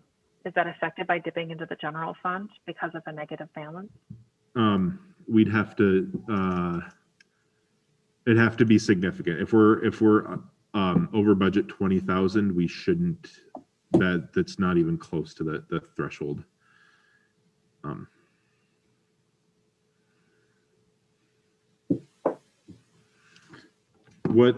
How many hours a week is the director expected to put in?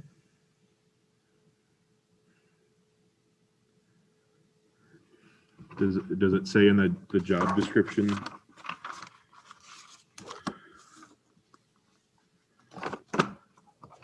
I don't think it does. I forgot her name, but the woman who came and spoke to us in the workshop before the last workshop, I cannot remember her name. Nancy.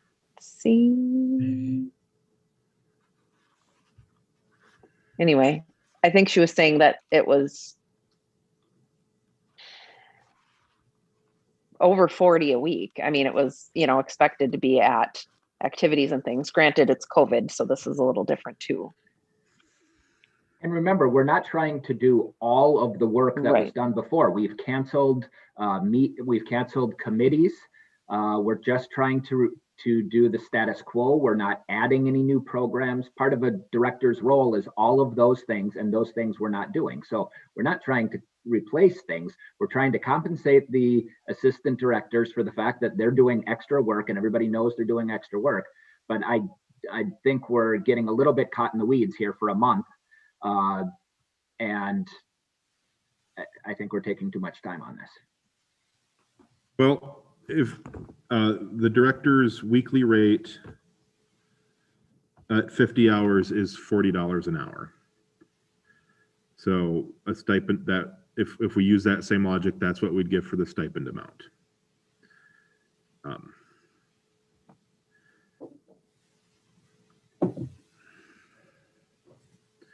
See, where I was coming from is I did not realize we had this many staff, non-administrative staff taking on duties as well. I thought it was just the admin staff.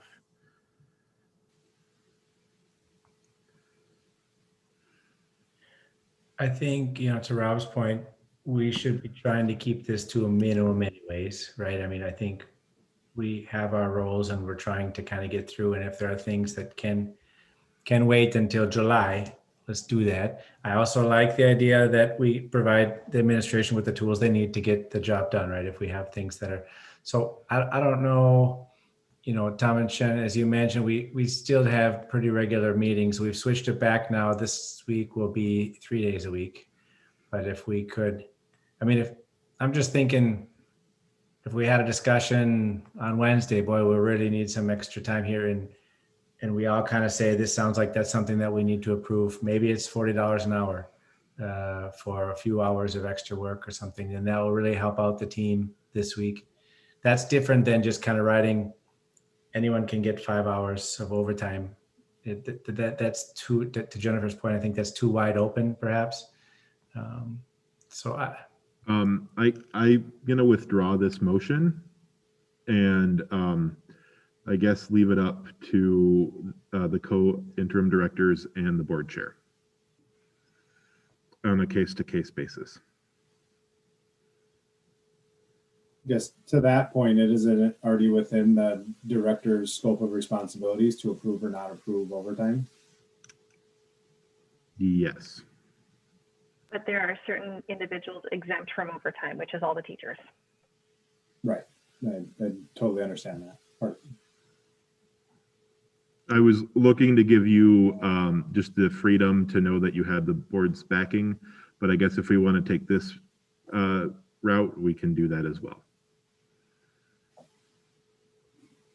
So thanks, Cody. So if it's removed, if the motion's removed, that gets any further discussion, or else it sounds like Tom and Shannon, the resolution is you'll be able to manage it as needed. And if there's any concerns, you can start with me and then we'll bring it to the board if we have anything bigger than that. Does that sound fair to everyone? Okay. Good discussion. Hopefully. Yes, Tom, can I get a Tom and Shannon? I'm looking to you for some, okay, nonverbal cues. Thank you. So, okay, then we'll move on to COVID coordinator update. Shannon? We've talked about this already a couple times today. I think that COVID has come up. Okay. So we're creating a new COVID plan for summer school. Our plan stays in place till June 7th at 11:59. The biggest shift we've had is the mask through the State High School League for our outdoor sports. The families have been doing an absolutely phenomenal job, I think, about keeping their kiddos home when they're sick and following the protocol and letting us know. The kids have been doing a fabulous job wearing the mask, and the teachers have been supervising, and we've been lucky. You know, when we listened at the MAX meeting, these schools are shutting down whole grades, and MSA is getting by really doing a great job. So, I mean, we've only had 4 positive cases so far since we've been open at MSA. And none of those were contracted at MSA, was at other spots. So I think we just keep doing what we're doing for 3 more weeks, have a good plan for summer, and plan if summer school is full in person, and next fall, hopefully we plan on being full in person. Thank you, Shannon. Okay, thanks for hanging in there. I believe that's the last topic I have on here. So we have future board meetings.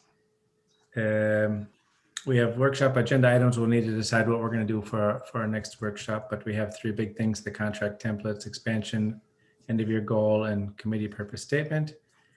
Our next upcoming meetings I have listed down here is June 21st, workshop 5 p.m. and meeting 6:15 p.m. And Dan, may I ask really quick, on my agenda under item P, I have the COVID reading and then on campus procedures update. Is that not there? Did I forget to delete something? no, I had it on there too. So anything else, Shannon, or And no, we're keeping with the plan we have. So we're staying with our current plan. The COVID-19 group is staying with as we're doing for the last 3 weeks. We are allowing kids to eat outside for lunch, but that's nothing different. They're keeping their spacing just as if they were outside for a mask break.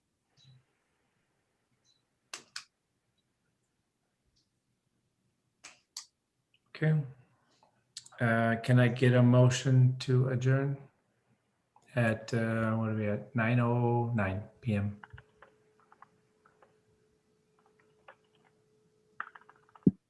All motion This is to Gina. adjourn. Oh, I'll sorry. second. I heard Annie first and Gina second. So Dan Ellingson, yes. Cody Schnape, Yes. Michelle Kukowski, Yes. Gina Albers, Yes. Adam Bartz, Yes. Rob Krieger, Yes. Jennifer Bartle, Yes. Maggie Bergraff, Yes. and Annie Cardenas. Yes. All right. Have a good night, everyone. Thanks for hanging in there. Bye.